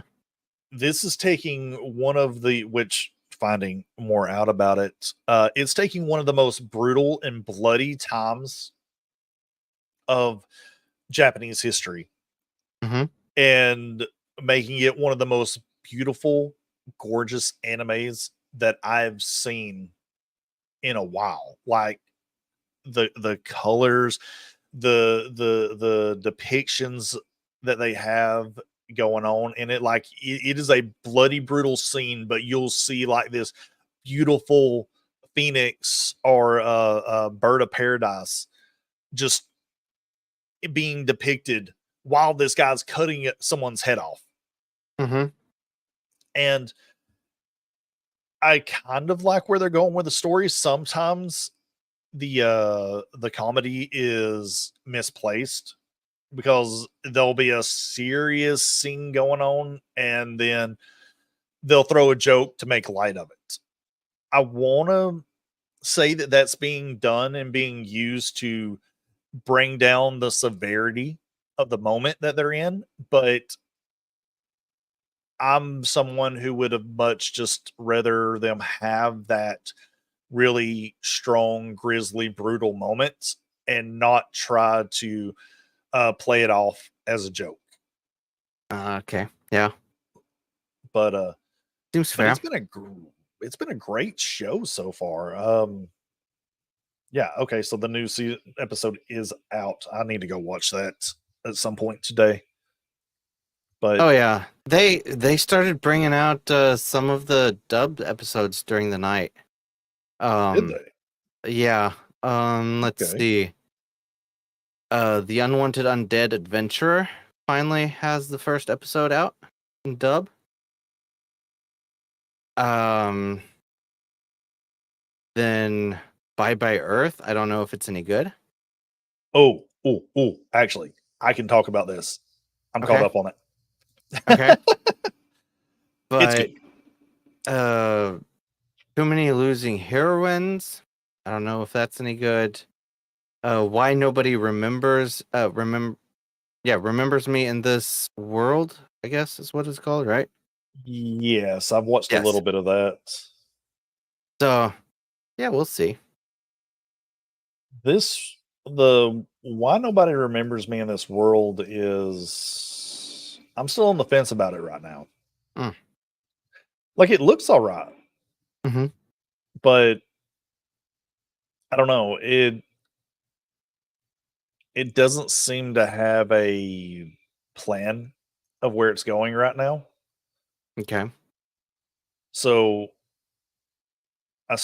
I'm probably going to go over the 3 episodes, but I'm not exactly wanting to drop it yet. Like other than that Tetsuketsu show, Yeah. and I've really thought about dropping I Parry Everything. Actually, was it that one? Might have been this one and Grandizer U, or I was going to put Grandizer U on holds. Mm. But yeah, those are really the only ones that I've thought about dropping. And it's not exactly that I Parry Everything is bad. It just it is slow. Oh, okay. And Hmm. I mean almost snail's pace slow. And so it hasn't been all that interesting. Like a lot of what it's done in the first 4 episodes Mhm. could have really been accomplished, I feel, in 2. I see. And then you could have slowed the pace down and just made it a lot more interesting because the whole first episode is or first or second episode was the guy's backstory. Mhm. And yeah, it's something that I feel is doing a little bit better because it's kind of doing the same thing as I Parry Everything, where it's like the guy's got like one good skill, but he trained so hard that all of his other skills are actually on a higher, even though they're just like level 1 skills, they're a Mhm. lot higher than it's like the idea if you train one thing really well, even though Yeah. it's not a higher level, it's going to be the best one thing that you can do. Yeah. And that's kind of what he's been doing. And I think the Onsen Newbie has done a lot. Onsan Newbie, my bad, has done a lot better. But I might just be a little bit biased because the opening to it sounds almost like Fist of the North Star in its Uh-huh. opening, where it's got this super deep voice Japanese man doing it, and it sounds like the old hero shows singing it, and it's a fun opening to watch. Okay.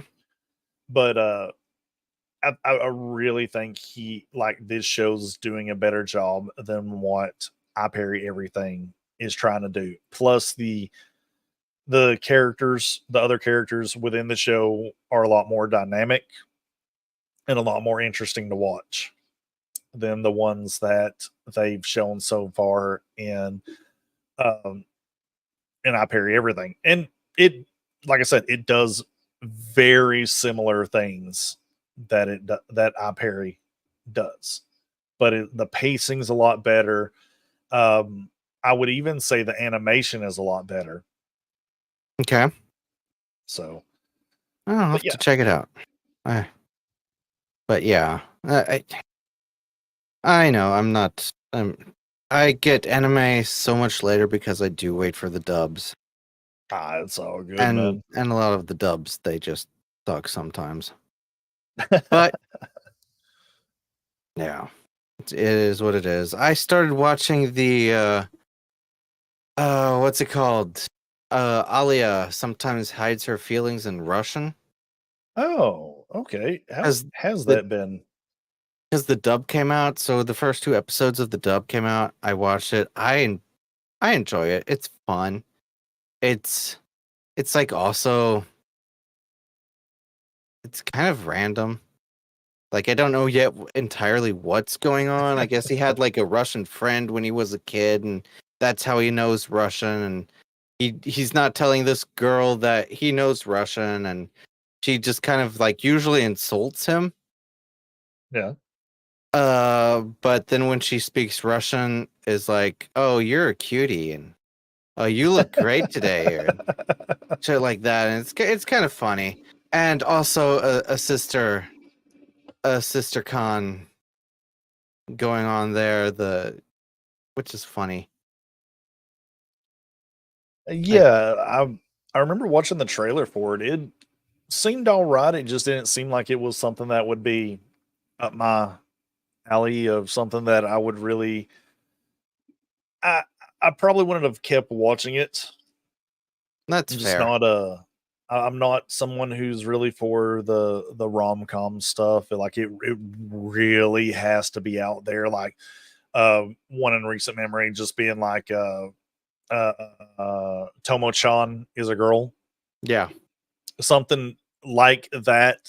That it has this nice twist to it, or even what is it, My Happy Marriage, where there's a spiritual or well, yeah, spiritual element Hmm. to it.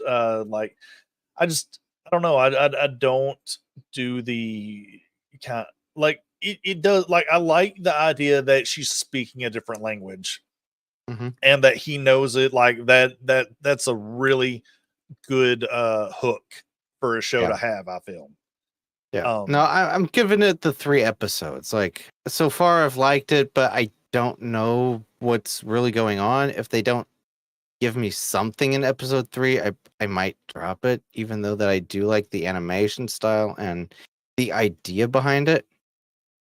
But yeah, no, I watched it in dub the first 2 episodes, and I was told by someone who's definitely a sub snob that it's horrible. It's not good in dub. Don't watch it in dub. well, Like, but I'm enjoying it. I remember us like looking into it. I can't remember if it was on a stream you were doing or one that I was doing, but the sub, the girl doing the Russian for the Yeah. sub is the same person who's doing the Japanese voice. And it's not like they changed up the person, because the girl who does it actually knows Japanese and Russian. And Yeah. at least like something that like it almost tipped it for me, because I loved her in Akiba May Wars, Hmm. because she was the one doing the Russian girl in Akiba Maid Wars, Yeah. and she actually knows Russian. So it would make sense that it would like the sub would just be so much better, because you have a Japanese girl who knows Russian and Mhm. a actress who's a Japanese girl that knows Russian. Yeah. So yeah, it just I could see where it would sound better than a dub actress who I'm going to assume doesn't know Russian, but is just reading off of a card because she's not going to really know the language and really how to uh, uh, use the accent and the afflictions correctly. Yeah, that I don't know. I actually don't. I didn't look up who's doing the voice acting if she does the Russian herself. The only problem I do have with the dub is that the Russian that gets dubbed is dubbed in Japanese. So so actually to know what she's saying in Russian, like I mean the main character he does say like she just called me cutie. Why did she call me cutie? Like, I can so then I know what she said, but there was like one line in the 2 episodes where I was like, I have no idea what she just said, and he's not repeating it. So Yeah. yeah. At least AnyList does not have it to where if there is a different person Mm-hmm. doing it, actually they might just be because it says supporting English. I don't know, maybe. Hmm. I don't know. You would Yeah. think that they would like have a credit for who's doing the Russian. I mean, maybe it is the same character. I don't, the same actress. I don't know. I don't know her. Sarah, what? Jenny? Sarah Natocini? Natocini? That sounds Italian. I mean, could be Oh, a Russian American. So she's probably doing the Russian voice herself. yeah, yeah. I mean, I'm going to make massive assumption, but yeah, Yeah. she's got a YouTube She was Ash Ketchum. and various other characters. English dub of Pokemon voice since '06. Oh, okay. Okay. Yeah, I'm not really well versed on who these people are. Oh, sorry. I was looking at her YouTube. Ah. I'm curious now. I might go watch a little bit of her YouTube.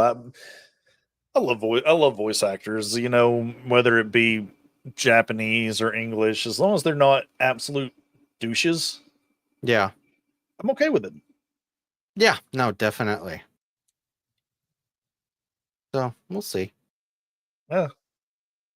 I mean, I'm glad it's good. I like the hook, but it's kind of like what it reminded me of a little bit was the what was the girl that loses her glasses anime from like 2 seasons ago, I think it is now. Oh, I know which one you mean. I never watched it. Yeah, I think I watched the first 2 episodes and it was exactly what my fears were, and that the hook was all the show seemed like it was going to be like. So I was like, Mhm. nah, I'm not even going to bother picking this up. Yeah. So, and that's the thing that I was getting feelings of the same thing with this is that yeah, there's going to be moments that are going to be funny, but the hook I feel was what the show was going to completely be about, and that was what was going to drive it and pull it. And I was like, nah, Mm. I'm good. Yeah, I mean, we'll see. I'm gonna give it the 3 episodes, but then it has to hook me. Right. But no, even though the season's been very light, I feel that there's been more good anime this season than there's been bad. Mm-hmm. Like out of everything that I'm watching, other than Suicide Squad, that Sukata, Grandizer U, and the Code Geass Yeah. anime, I feel everything that I've watched has been just it's been different, it's been good. Um and I'm excited to watch just about every show, even this one. Okay. Yeah, I'm only one episode in, but it's I'm not going to say it's interesting because it's one episode in, but they had a piece of animation in the first episode that has me excited to see where they're going, what they're going to do. Mm-hmm. Obviously this is like a cheerleader girl anime, but the first episode had this one girl chasing down a girl that does parkour, and Okay. she's jumping on the roofs of houses like she's a freaking ninja. And it's just really cool to see because I mean, this isn't a ninja anime where it would be common to see. This isn't like some super powered anime. This is normal people, and she's doing something that normal people don't normally do, which is running on roofs. Mm-hmm. And it's effortless. And it's so crazy to see. And it was done really well. That has me excited because if you've never watched a cheering event, Yeah. I have 2 kids, and cheerleading in America is just it is a sport Mm-hmm. somehow. But they do these high flying acrobatic stunts that you wouldn't see, and they're so fast that to do that animated just seems like a really daunting task to take on, and Mhm. I want to see what they do. Yeah. So I want to see more of it. I'm surprised it's not an Olympic sport yet. Not yet, but I mean, it might be one of those ones that doesn't get talked about because there's a lot of Olympic sports I didn't realize were Olympic sports that don't I get believe publicized. I believe they brought in breakdancing now as an Olympic sport. Really? Yes.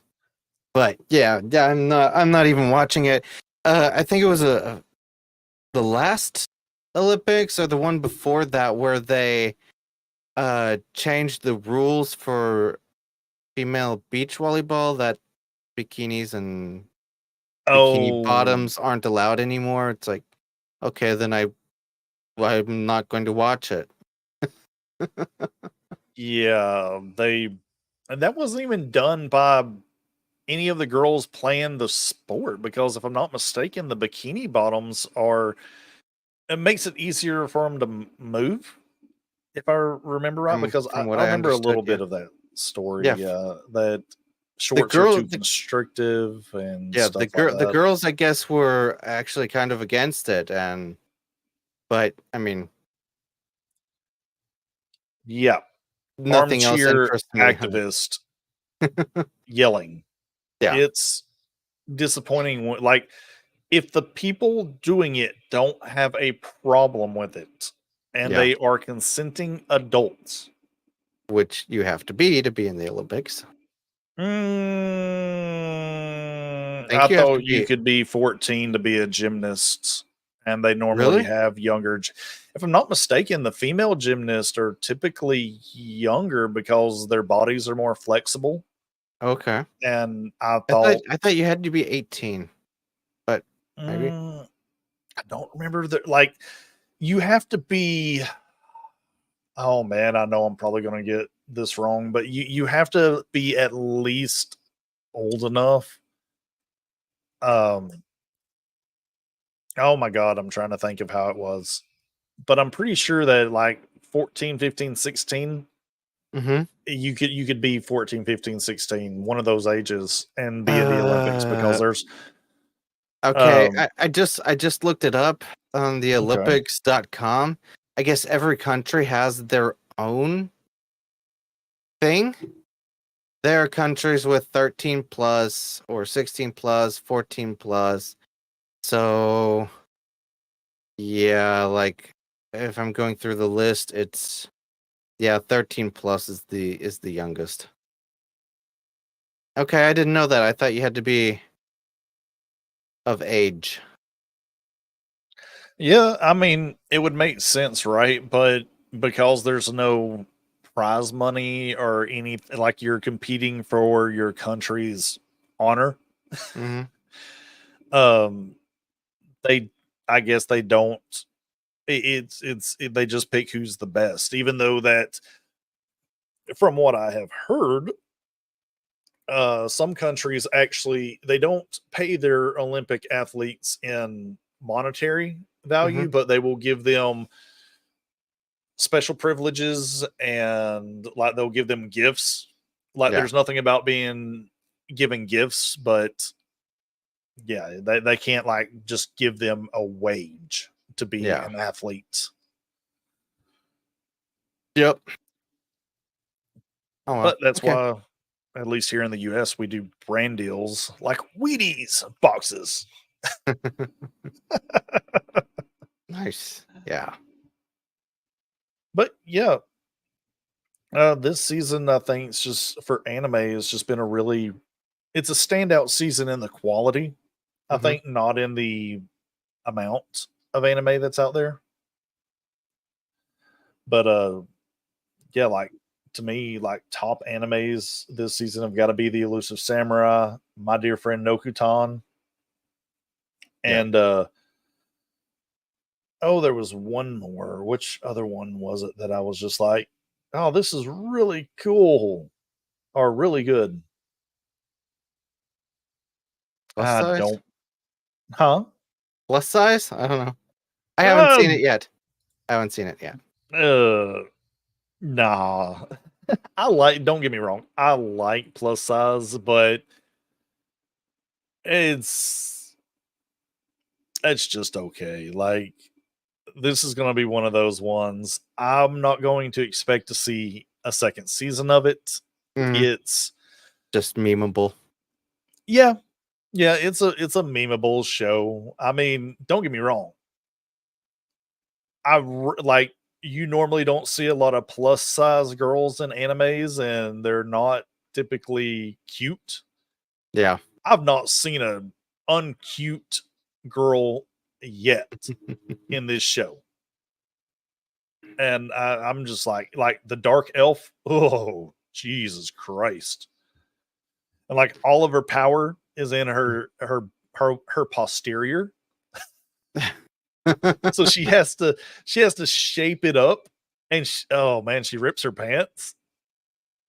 Like, but also the ogre girl from episode 3 or episode 2. Yeah. Yeah. Oh Seeing her in man, the trailers, I was like, yes, mommy. that is exactly what she is. She's a big, beefy ogre mommy, and positives all around. Like, like I said, I'm going to be going to a con next weekend. I kind of hope that I see some plus size elf cosplaying. And I'm not even going to be sad if the girls are plus size. That's more show accurate to me. But yeah, You're definitely gonna have to take pictures or videos of the con. So I'm going to try. put something up on YouTube. Uh, con etiquette kind of keeps me from wanting to do stuff like that, because it started to be a thing in about 2012 where people were like, you need to get consent to take pictures. And on some level, I understand it. Some people don't want their pictures taken. It's rude, and it's not really against. Like, I'm not against asking people for their pictures. It's courtesy. Yeah. But at the same time, etiquette is one thing, people demanding it is another, because it's like Yeah. you're in a public space, you're in a cosplay.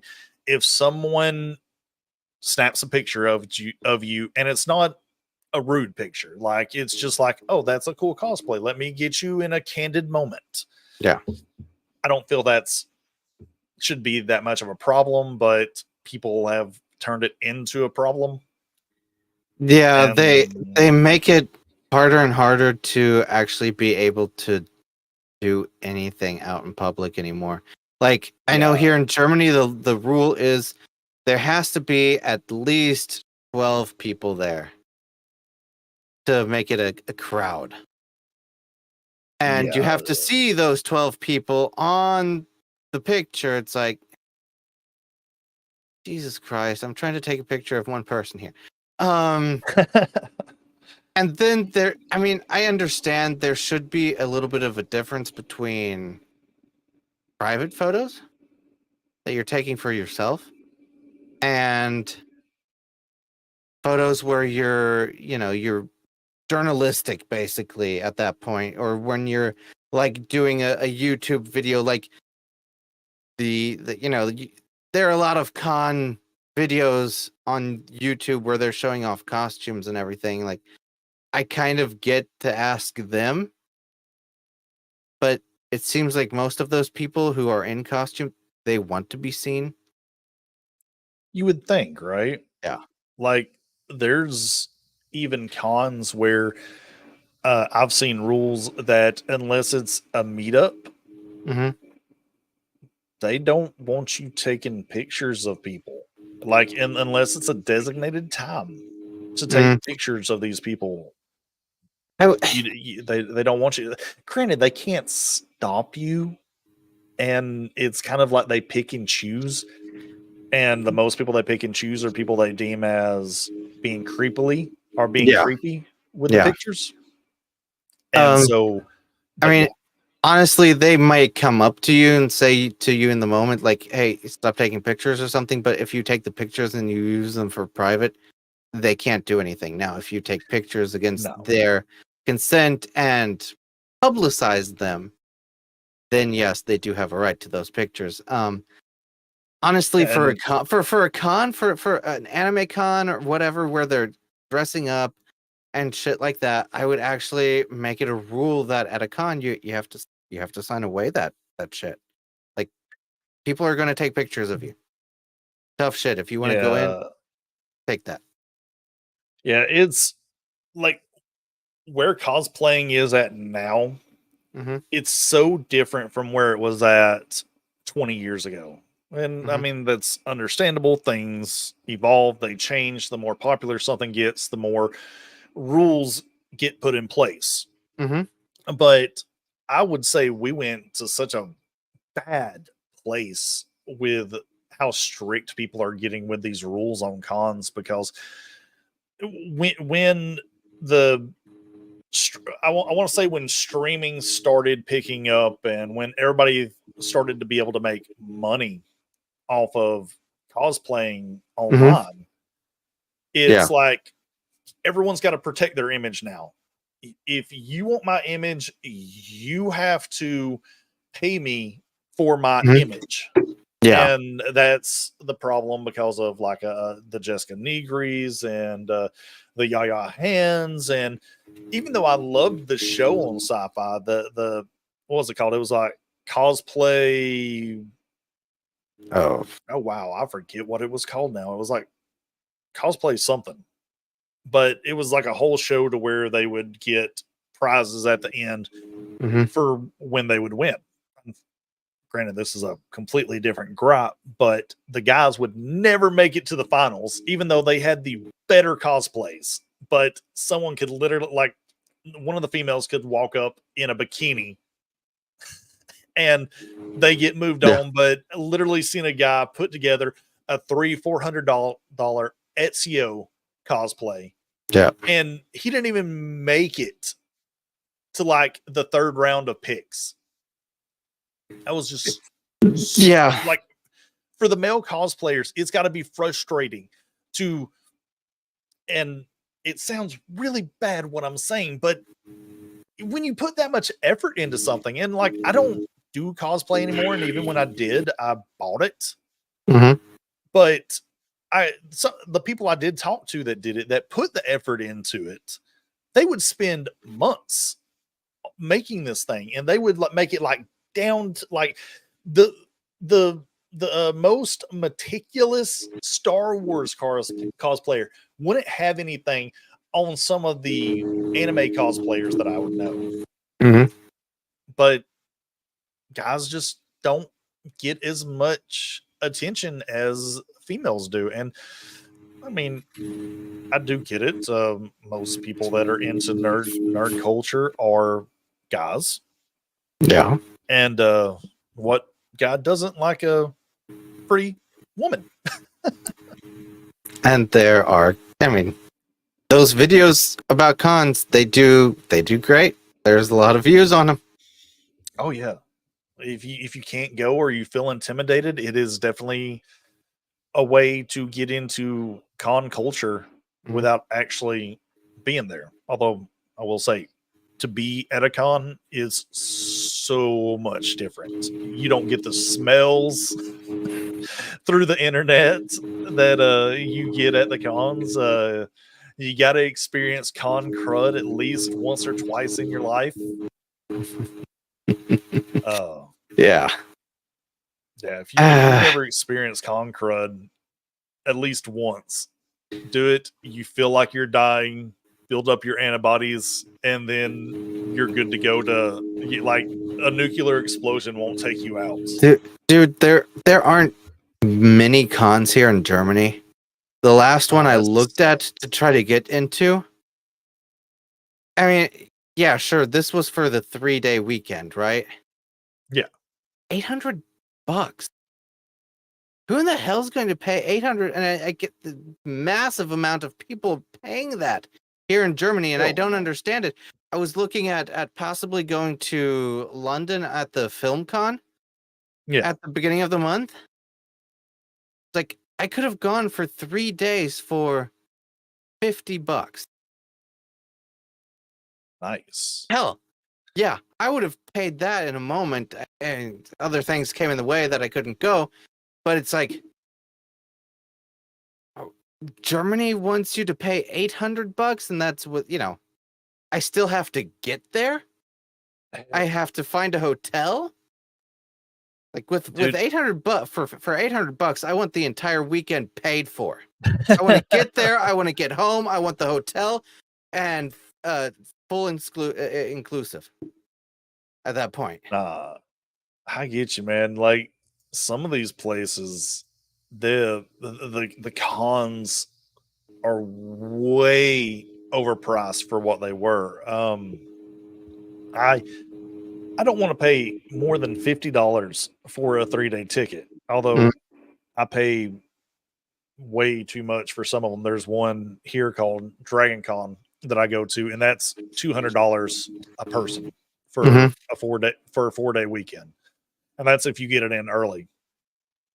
But yeah, there are some guests that get invited that they require a retainer to even come to it. I can imagine what a outside of the states con would cost, and it sounds like it costs like a ridiculous amount. But that's got to be just like them inviting guests. Like I know some people that they'll be like, well, you got to pay for my plane ticket, you got to pay for my chauffeur there, you've got to pay for my hotel, my food, but basically a paid for trip for the guest to come.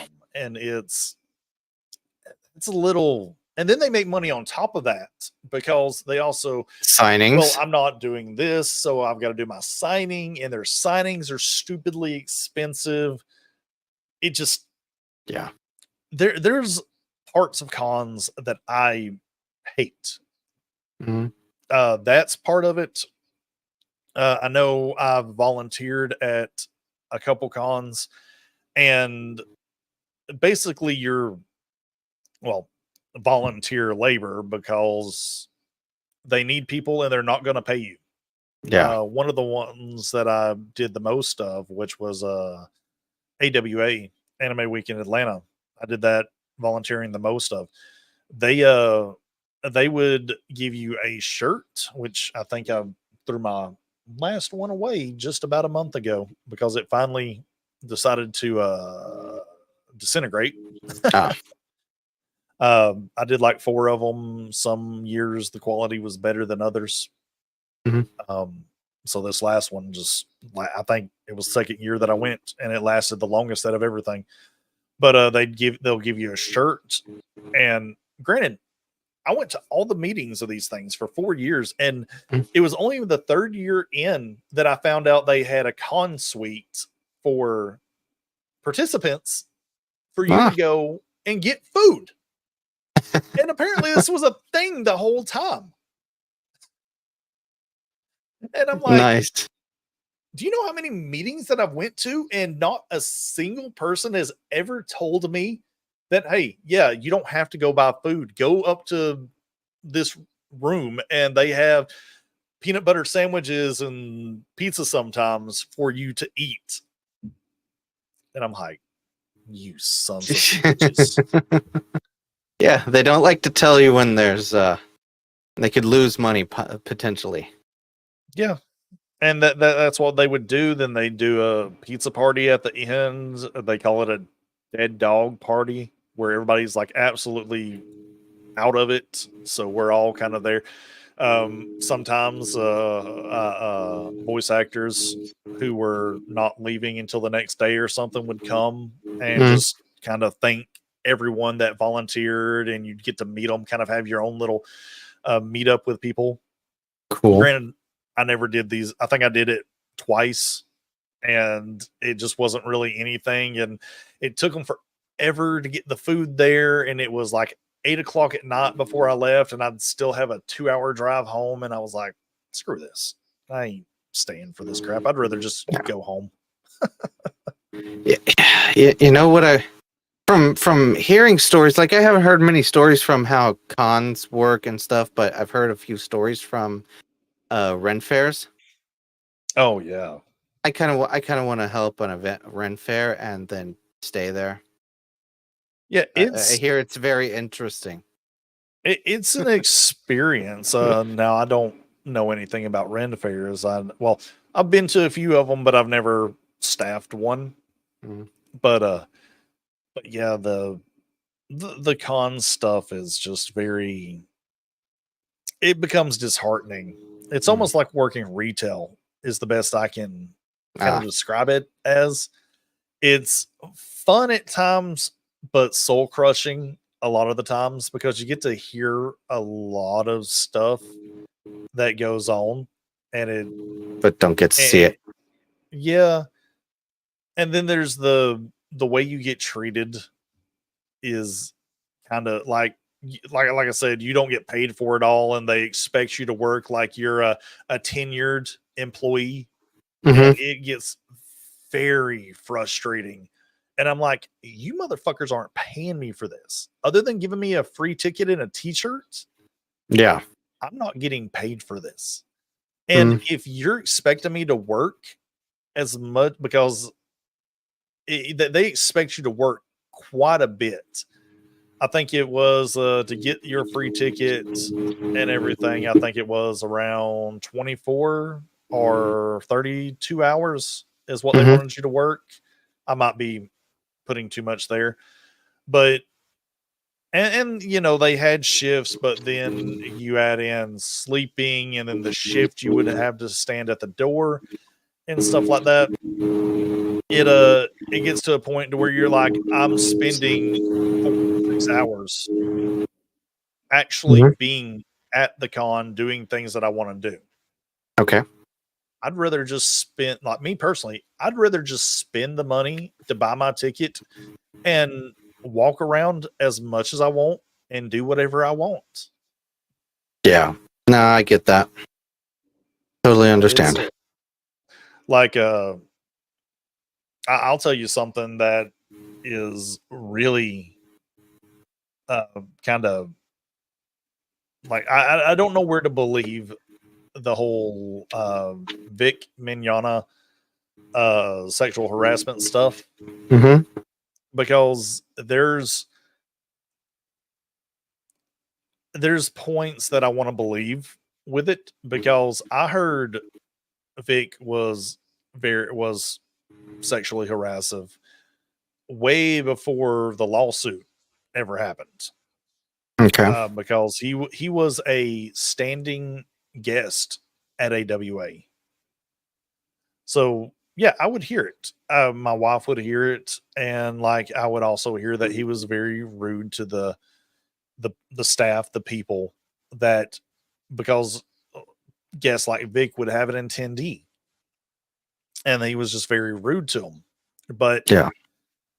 at the same time, it's hard for me to believe, because I'm like, okay, the con directors, the Mhm. people that are basically getting paid, like they pay themselves. They're the ones who put it on, but they pay themselves to put the con on. Yeah.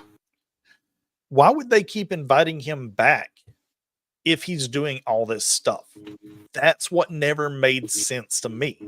And it's like, yes, I know he's a big name. I mean, he's the voice of Edward Elric, for Christ's sakes. Mhm.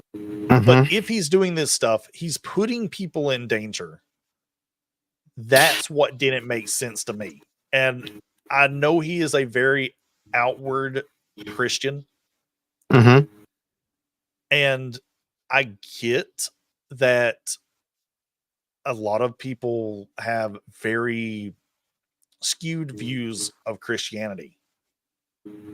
So I mean, it's one reason why I think that he has been ostracized from the voice acting community, because the people, the circles, the inner circles at Funimation, they are not on board with at least being outwardly Christian. Yeah. And But yeah, I mean, I get what you're saying. I think the reason why he was ostracized in the first place was because he didn't want to put up with all this woke bull crap and shit like that. And that's, of course, then yeah, people are going to jump on who are anti woke, and like, this guy did nothing at all. You know, there's nothing wrong with him. He's just because of this one thing, you know, and they don't look into it deeper. yeah. Um, And I mean, and I think they use the rumors that have built up about him, because I mean, Mhm. that's all I can say. Because again, the idea that they would keep bringing these people back and be open to me, open themselves up to a potential lawsuit of known harassment and stuff, just seems stupid, because cons are they're Mhm. almost like restaurants. Their margin of profit is so narrow that they basically make enough to put on the next con, Mhm. and they just keep moving from con to con to con. I mean, the directors can make a good bit, but what they mainly get paid in is making industry connections. Like, Yeah. there was a guy, I remember, he got promoted to like a con director, who had basically been putting in free work for over 10 years. Finally gets promoted to a I forget what it was called, but it was basically, he was the guy that would go and talk to Japanese voice actors to Mhm. get them to come here. So he got promoted to that, and he basically got put on the payroll at that point. Cool. And I mean, sounds like a great job to me. Yeah. I think a lot of the, you know, and the Me Too movement thing that happened a couple of years ago, that was just horrible because, yeah, believe all women. But I think, like, a lot of the time when you hear a woman I don't want to, like, I don't want to make this sound like I don't believe women, but a lot of times it turns out that at the time when they were doing these sexual things with these people, they were actually on board with it. Just Yeah, just like during the Me it's Too movement and stuff like that, they decided, you know what, I can make money off of this.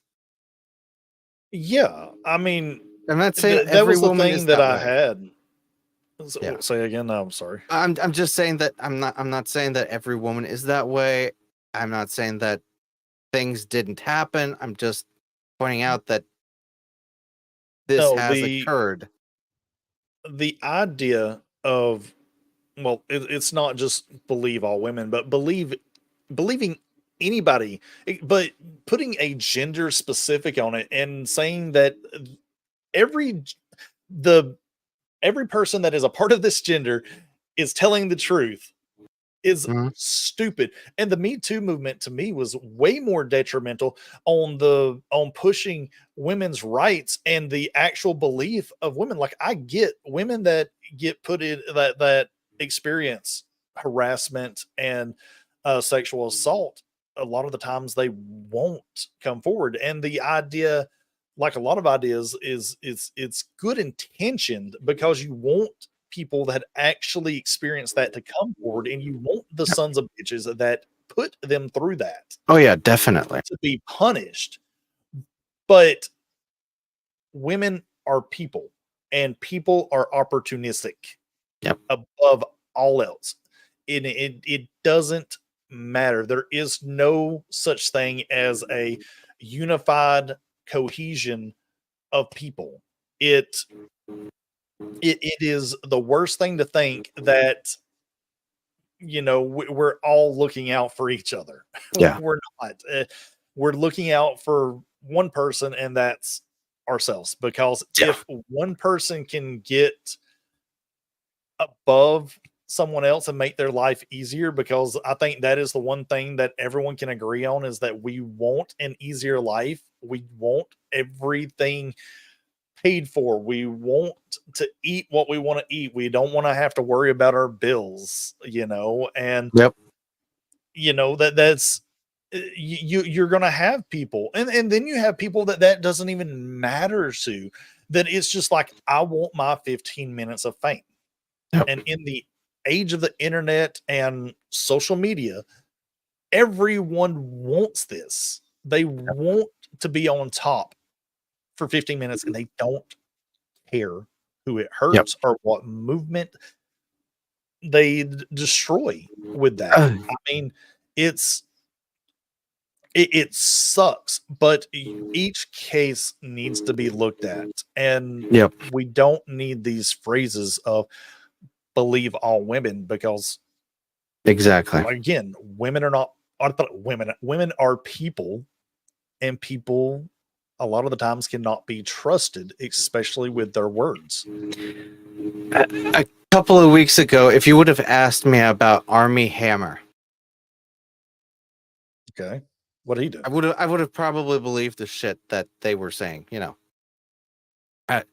He eats people. He's a cannibal. Like, Hollywood weirdo, right? Right? Basically, Yeah. but also, he's sexual deviant and other claims and stuff like that. But he went on with Pierce Morgan. Lately, Oh, I've been watching a lot of Pierce Morgan interviews. I Army have been Hammer, to, like, yeah. Oh, I was just gonna say, like, after the attempted Trump assassination, and him getting Destiny on there, and not Harry Styles, Scissors or Sisson, Sissons, yeah, whatever. getting both of them on there, like some of the biggest internet loudmouths, Yeah, because that's what they are. But in Destiny, I find really hard to hate sometimes, because sometimes he says things that in my mind just make sense, mm-hmm. and it seems like he knows what he's talking about. But then he gets on the Trump thing, like just happened, and it's like, this isn't an objective opinion that you have. Is you don't like Trump, you don't Yeah. like Republicans, so therefore you're going to spout this crap that is not based in any fact, which you try to push that Yep. you are a factual based person, but you're in your feels right now. Yep. Instead of trying to be a human. Yeah, but I've been watching a lot of Pierce Morgan's lately, and the interview that he had with Army Hammer, I believe Army Hammer. He seems genuine. He talked about, hard things, yeah, he was messed up in the head. Yeah, there were some weird kinky shit going on. And but Kinky shit in he Hollywood, you don't say. yeah, but it just, like he was charged with snuggle struggle, right? Really? And but and the I can't think of her name, the lawyer that really does a lot for women's rights and stuff. Very famous. I can't think of her name right now. She took on the case and then later dropped it and said, no, I can't. She's not signing the affidavit and shit like that. And the police, LA police, I guess, they got like the documents of the phone conversation where she took one snippet out of, and where he like wrote something like, oh, I'm gonna eat you up or something like that, where she's claiming that's what she is pointing to, saying that he's a cannibal and shit. And then I guess the police got the entire script of what was said, and they dropped all charges and shit like that. But this guy is destroyed because of this whole movement, because this woman wanted 15 minutes of fame, what it seems like, what it looks like. And that's exactly, The And idea of 15 minutes of fame is a very powerful thing that we as a society have just, everyone wants it, but they don't know how to get it, and they'll do anything for 15 minutes, and some people, yeah. it's not worth it, No. like, I mean, Destroy I'm another human being just to be famous for a minute? No. yeah, it's you need to be thinking of how to get your 15 minutes, but also sustain it, because 15 minutes ain't anything. You're Yeah. not going to make a living off of 15 minutes. You're going to be a meme Yeah. for a month. Does the Hawk Tua girl do anything anymore? Dude, she made so much bank though, because she, like, I've mildly been following this story Mm, about her.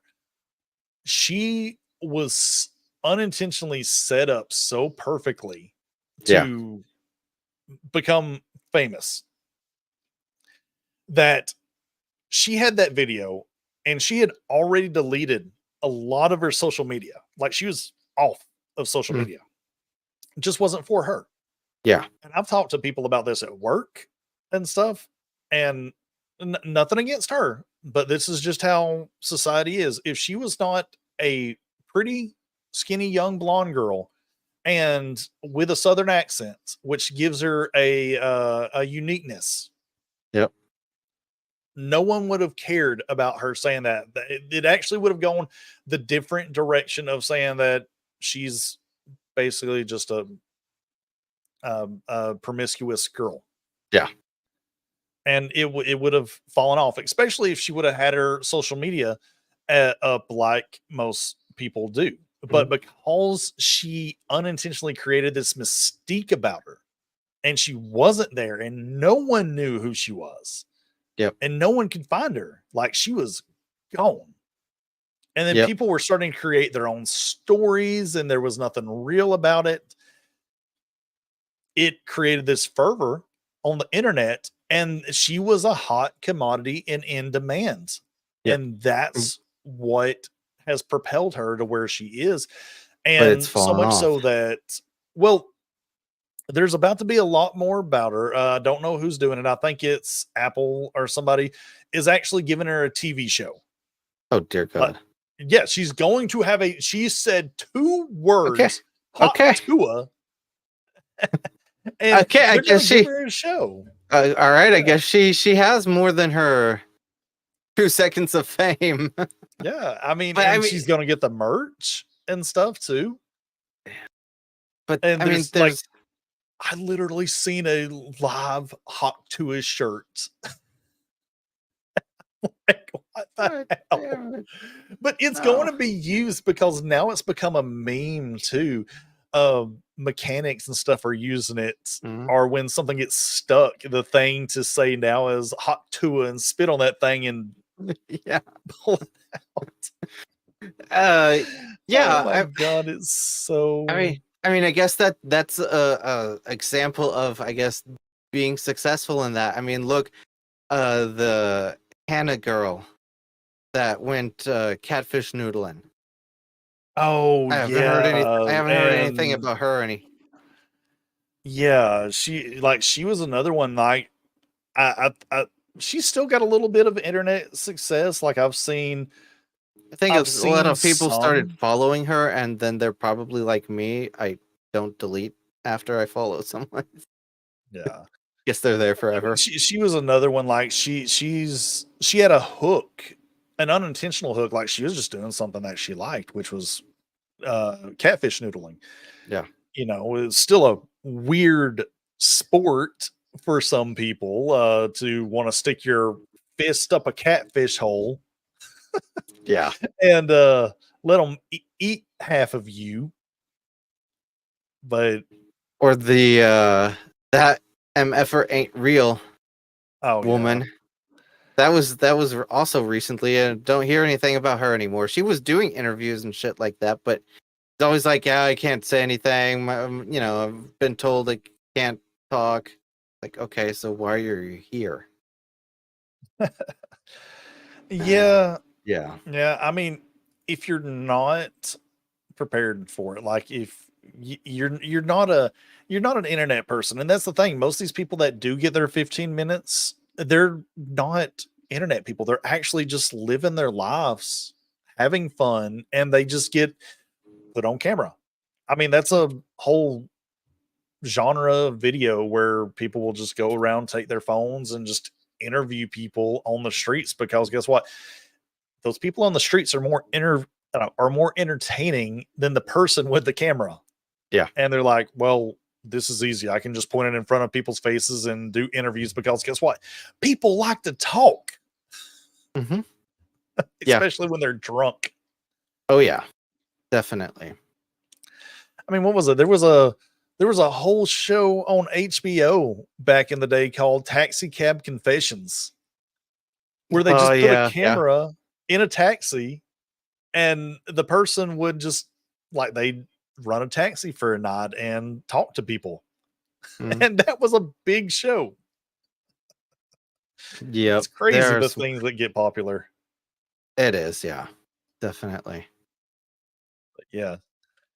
Yeah, that's just entertainment. I mean, everyone's out here trying to reinvent the wheel, and you really don't have to. I mean, Like really, you you want fame on the internet? Go to Walmart, take your camera out, start filming the people at Walmart. oh, that's like I don't see a lotter. I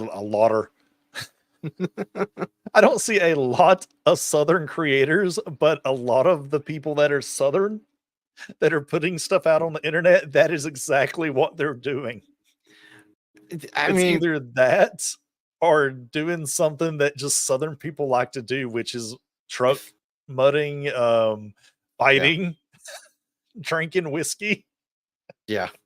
I mean, honestly, Oh, if the internet existed the way it does now, and if YouTube existed when I was a kid, oh man, my mom worked at a country mart, right?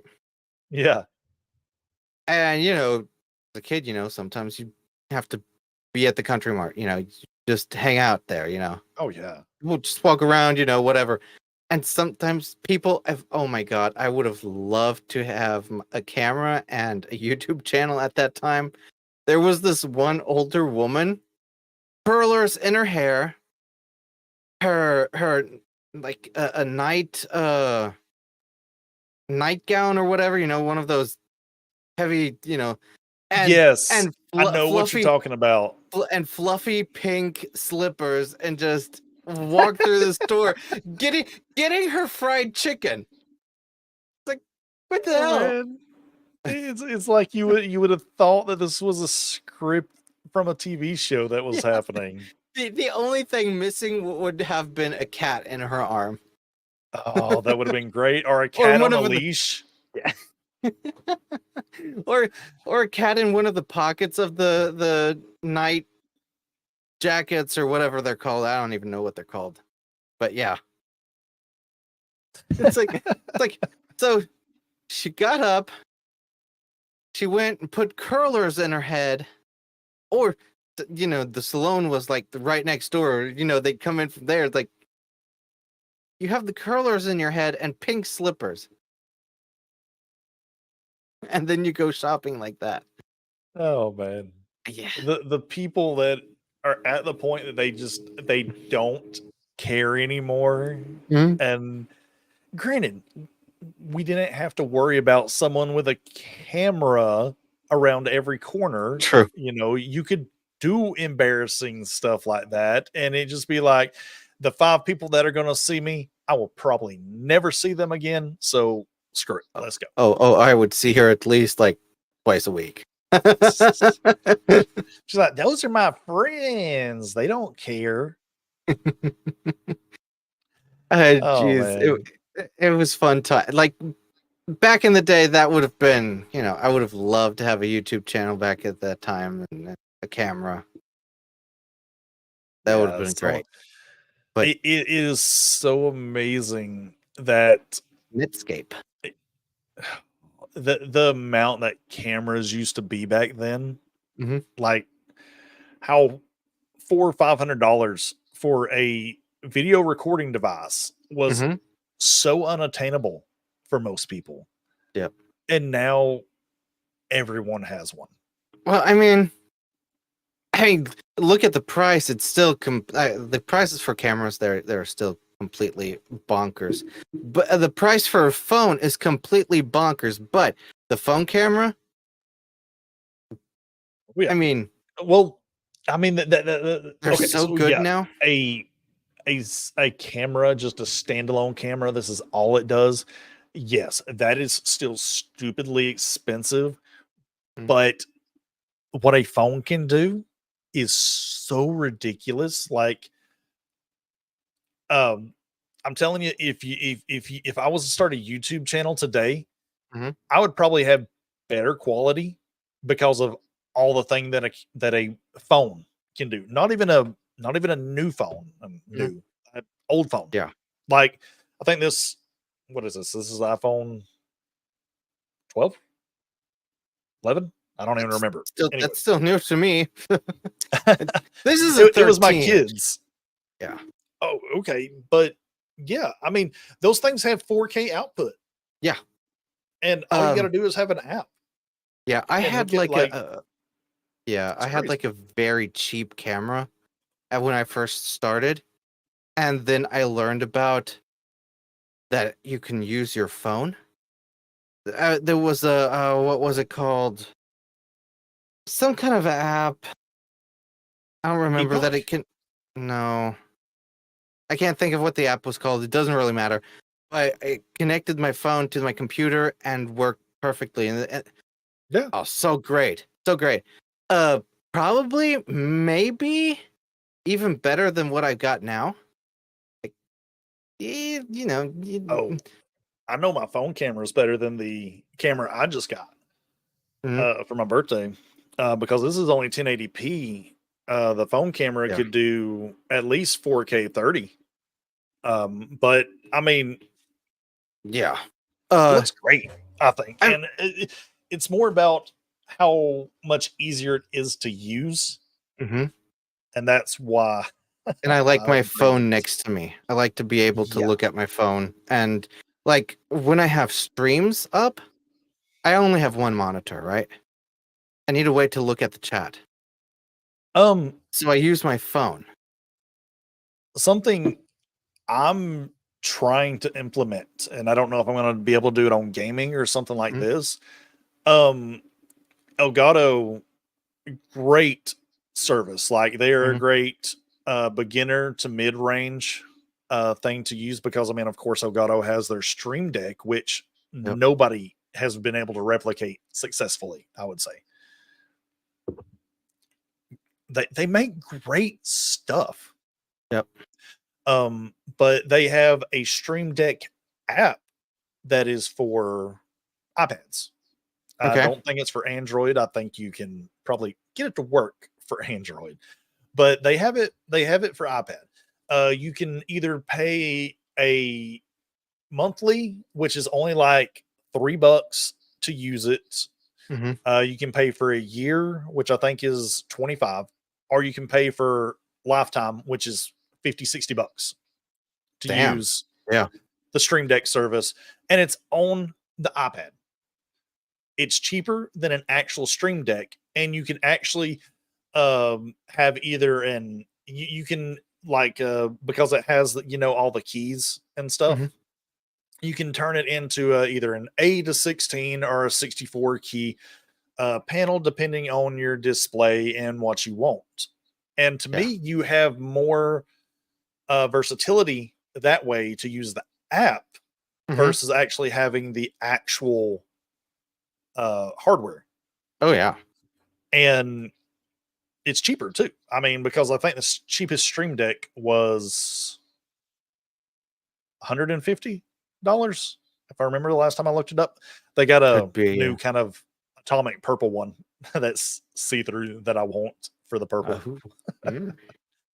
But Yeah. I've not figured out how to use it, but it's a great app. And the fact that you can use it on, I would say, any iPad, or at least Mhm. anyone that you could, I mean, I'm sure at this point, I'm sure somebody you have an iPad sitting around, or you can find one on the cheap because I see them Mm. all the time on the Facebook Marketplace, like the iPad Airs and Yeah. stuff like that for 50 or less dollars.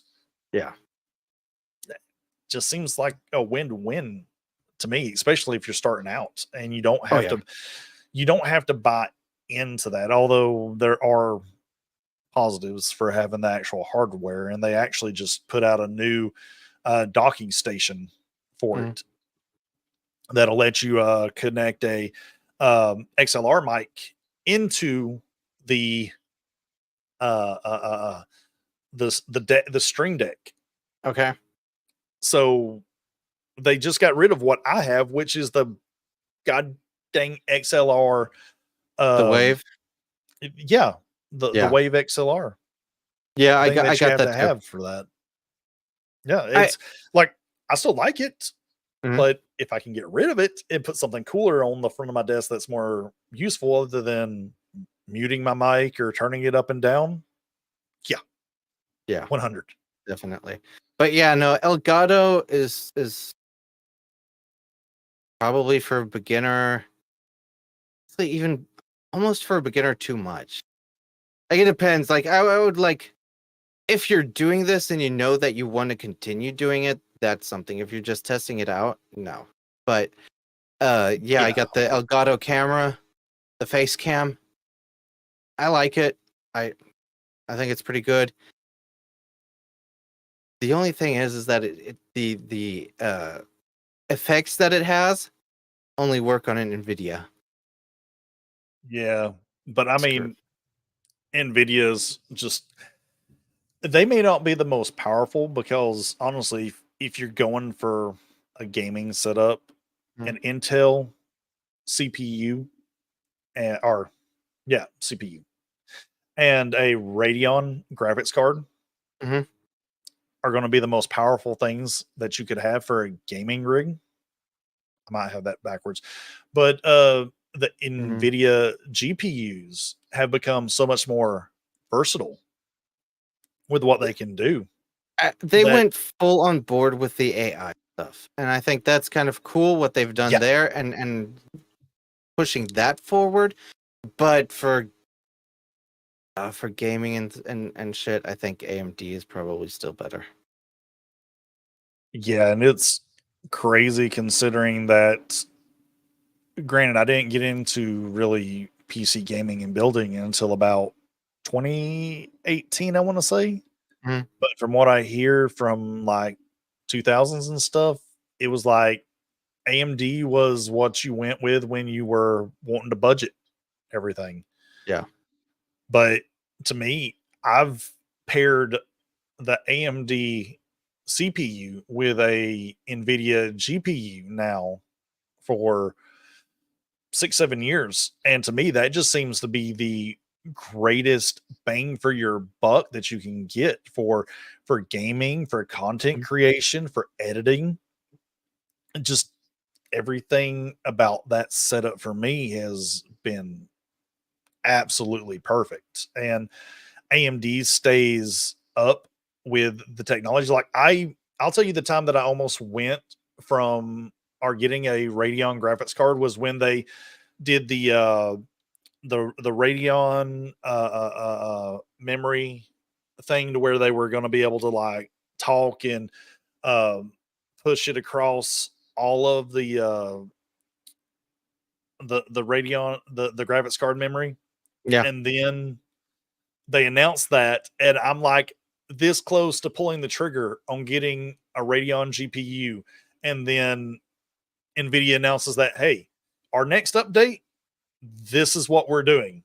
I was like, okay, there's literally no reason to get a Radeon graphics card considering that it uses more wattage Yeah. on the for it, and that it might be cheaper, but there's no point to go to it if it's going to be weaker.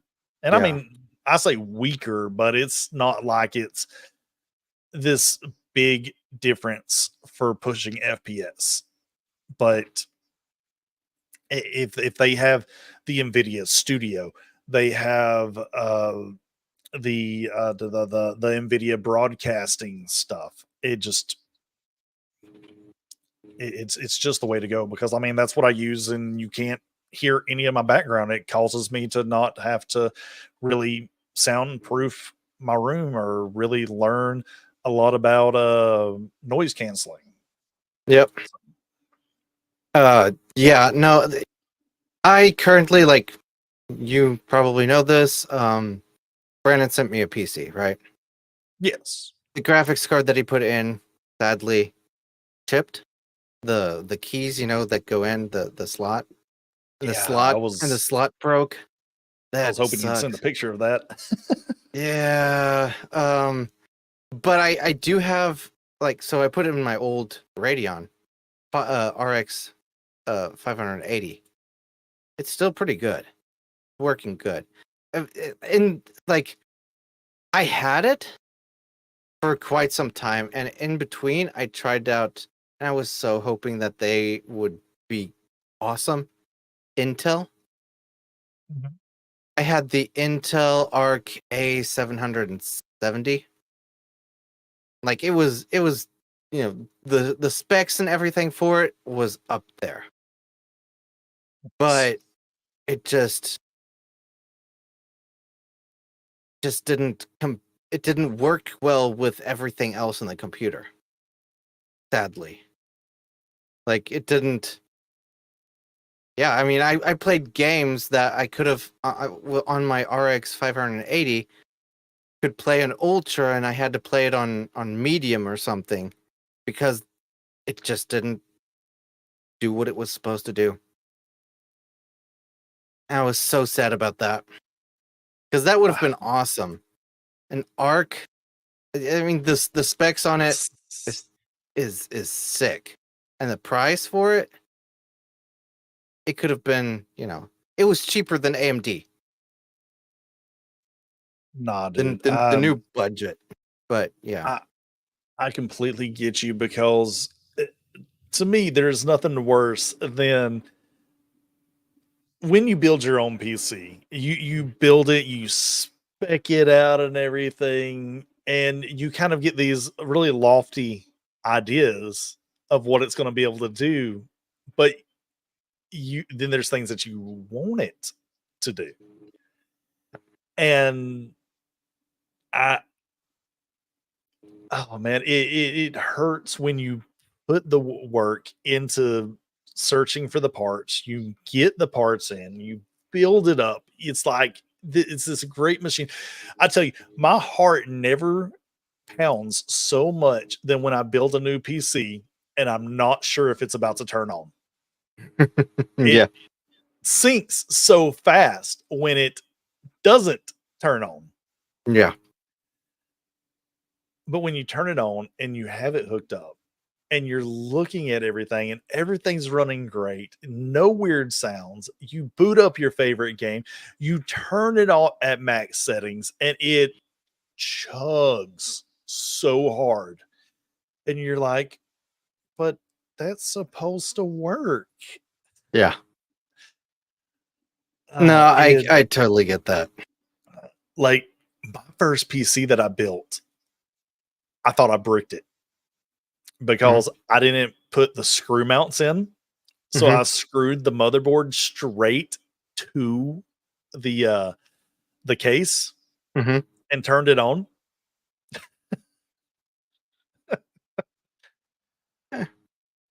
And Happens. oh dude, I forget what I did, but I've ran it for like a week like that. And then I went to do something to it and it wouldn't turn back on and I freaked out. So I took it to my local shop Mhm. and turns out that I didn't plug. I think I think I took something out and plugged the whole little front panel back in. Mhm. And this is one of those really annoying ones where you don't have like it in one little piece. You got to do each individual one. I had put the power button uh somewhere that it wasn't supposed to be. So it Uh-huh. wasn't getting a power button. But the guy looked at me and was like, "You haven't been running this, have you?" And I was like, "Yeah, I've used it for like a week or two." And he's like, "And it still runs?" It's like, "Yeah." Because again, there wasn't Yeah. no motherboard mounting brackets on it. Mhm. And he was like, "I'm surprised this thing isn't shorted out."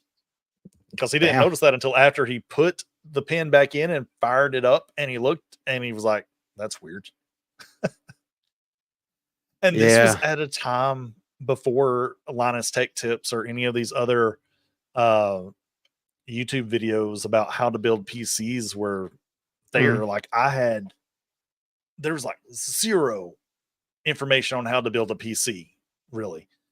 And if I had known then what I knew now, I should have started then about how to build PCs because nobody was doing that. Yeah. Oh man, yeah. The PC that I had before this one was the first one that I actually built together myself, like from scratch. I mean, I said to Brandon yesterday, like I went to a junkyard and got some old PCs and put them together and everything and had a Windows XP where I played like Rogue Squadron on, like the Nice. 3D and some older games like that. And I would do that. And that worked out all right, whatever. If that didn't work, I got this stuff at a junkyard, like it was for free. Right? Um, um, but yeah, with that computer, yeah, I put that together and just it worked great. But I don't know, at some point, just the motherboard just completely fried. I don't know what it was. Just sucked. Um, yeah, dude. Like honestly, I want I want to build, I want to see how cheap but powerful that I can make a PC right now. Mhm. Because I think prices have finally started coming down for PC parts to where it's not stupid to Yeah. buy a GPU. Which I'm actually excited. Linus just started his series Scrapyard Wars up again. Okay. They have a few seasons of that on his channel. Which is I love. It's so fun to watch because it's one thing to build a PC when you have an unlimited budget, Mhm. But when you limit yourself and you see these guys that like they have a real passion for tech and PCs and stuff like that, Mhm. and they really, really know what they're talking about. It's a great show to watch. I hate that I think it's been like 5 years since he did the last Mm. run of that, but I get why he doesn't do that. Like it's a popular show, but it's a lot of work to put into, and he's as bad as Mr. Beast when it comes to putting out videos. Like Yeah. his are like highly scripted. There's a lot of research that goes into them. I mean, it's tech that people will, even though it's not actually an intentional thing, I feel, Mhm. because he's reviewing his tech, he's liking it. He's not saying go buy it, he's not saying don't buy it, but he's giving his opinion on it. Mhm. Most people, because he has such weight when it comes to tech, that he has to treat every review, because he could lose every sponsor, but if he loses it and be okay. But if he loses his fans and the people that and his trust that the fans have for him, his channel won't mean a damn thing. And this Yep. guy has an amazing compound that he's made Yeah. for his studio and everything. And yeah, it's like he has to be trustworthy with what he's saying Yeah. first and foremost. So Definitely. but yeah, it's a fun show to watch, especially for I think for people that are on budgets or people that can't get into stuff. Like I just I just want to personally, I just want to do that, like make a cheap, powerful PC just to see if I can. Yeah. You know, that's just a haha fun for me. But for some people, that would be amazing for them, because that, I mean, it might be their first PC. It might be the only thing that they can actually get. Yeah. Definitely. Yeah. Oh, but dude, it's 3 hours. I didn't actually expect to go this long. I mean, when you're having fun, right? Yeah, shoot. Like I said, there wasn't a lot of anime I feel to talk about in this season.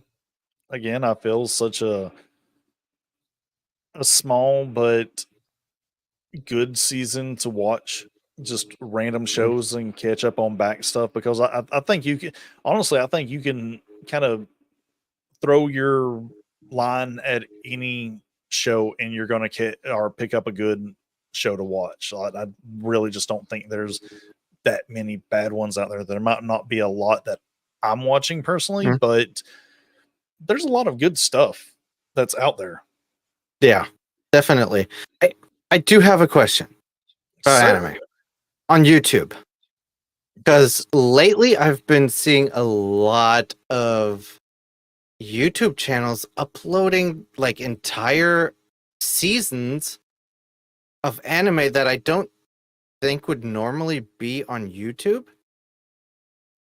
And like a 4 hour video, like right now I'll admit it, I'm watching anime English dub reincarnated as a character in a game with level 999. It doesn't seem like it should be on YouTube. And how, like, and it seems like it's all popping up like in the last couple of weeks.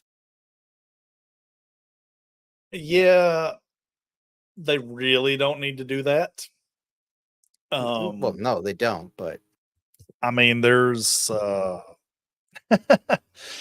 oh my god, I forget her name. But there was a girl, I think it was about 2-3 years ago now, might have been a little bit longer. She was making bank off of doing that. She would do reactions, and actually the YouTube anime reactions have evolved because of this. Mhm. But she was doing reactions to full anime episodes and uploading them. Yep. But she wasn't making any cuts, and her reactions were like, "Oh, that's cool. Oh my god, they did that." Mhm. Like, not really reactions at all. Yeah. And the industry came down on her pretty hard because she was also charging people to get into, I think it was a Patreon or a Discord, where Mhm. she would just upload full episodes. No context, no nothing. Just Yeah. here's the episode. But I just don't And understand it. Why this is happening right now. And I mean, just looking at this one that I have open, 1.3 million views, and it's been up for 2 weeks. yeah, it YouTube is slow when it comes to pulling down anime, unless it's a very, very popular one. Mhm. Like Especially if clips, it's coming. they see clips immediately when you get the Oh, I triangle know, of right? yeah. So weird. Oh no, I'm sure I'm gonna have to cut some stuff out of this because of Lucky Star and Haruhi. But no, it's so weird. It's like the older the anime is and the more obscure it is, it'll be up forever. It will probably never come down until somebody gets a hold of it and decides to figure out a way or put it in the YouTube system. Mhm. But Oh. it's a lot of people watch anime off of YouTube. Like there's shows that I've watched because nowhere else had them. Yeah. And it's like if the copyright gets pulled or something happens, yeah, uploading it to YouTube just doesn't hurt anything. I mean, if you want to watch full episodes of anime, Bilibili, which is a Chinese YouTube, Yeah. has them. And that's a lot of the way that a lot of Chinese viewers watch anime is through Bilibili. But yeah, it's a. Mhm. I mean, I don't know really how to explain it, why it happens. It it is so random. Like doing anime content on YouTube is it's like, am I going to get hit for this? Yeah. Is this okay? Because I know some people say that an 8-second clip is fine, but it's like 1 8-second clip of a anime I put up is fine, but then I do it for this other one and it gets freaking hit, claimed, or striked. Like when the first Demon Slayer movie came out, the Mugen Train movie, I had nothing uploaded from the freaking movie. Yeah. I did a 20-30 minute thing off of what it is, my expectations, and I think my thumbnail was just Tanjiro, like shitty thumbnail at that time. Tanjiro and fucking the donut. I forget his name. Why do I forget his name? Oh, right, because he's stupid. The fire Hashira that got punched through in the movie. I just had them two as the thumbnail and my thoughts and reaction on the Mugen Train. I got copyright claimed for that. Damn. I take that back. I did have some clips from the show in there, but they weren't long clips. It was just short clips. But yeah, the video got taken down, and granted, knowing what I know now and the title that I had, the YouTube algorithm probably thought at the time that I just uploaded clips of the Mugen Train. Yeah. So maybe Funimation was striking and copyright claiming channels for that. So okay. All right. Yeah, it's weird. And something with clips that I found out. I'll tell you later. Okay. I'll write you on Twitter. Sounds good, man. Yeah. But yeah, it's been great having you here. I've had fun conversation. Yeah, Uh, definitely. but I do want to respect your time, and it is getting that time that I actually got to start moving around and not just BSing on YouTube. All right, sounds good. No, it was definitely a lot of fun. Fun conversation, and that's what's needed. It's a little bit different than from what a lot of other channels do, and I think it just shows people that you can have normal, good conversations. Oh yeah, I mean, heck, didn't really talk about anything that negative. I thought No, definitely not. I forgot to put Some clips. Hollywood shit. Yeah. Yeah, it's Hollywood. Yes. They have always been crap and will always be crap. Yeah, we just enjoy the entertainment that they put out Yes. for reasons. But yeah, I forgot I had a bunch of clips. So many clips. Oh well. I'll play that outro that I think that gets claimed, but it'll be fine. All right, everyone. Y'all have a good rest of your Sunday. Definitely. Take care, everyone.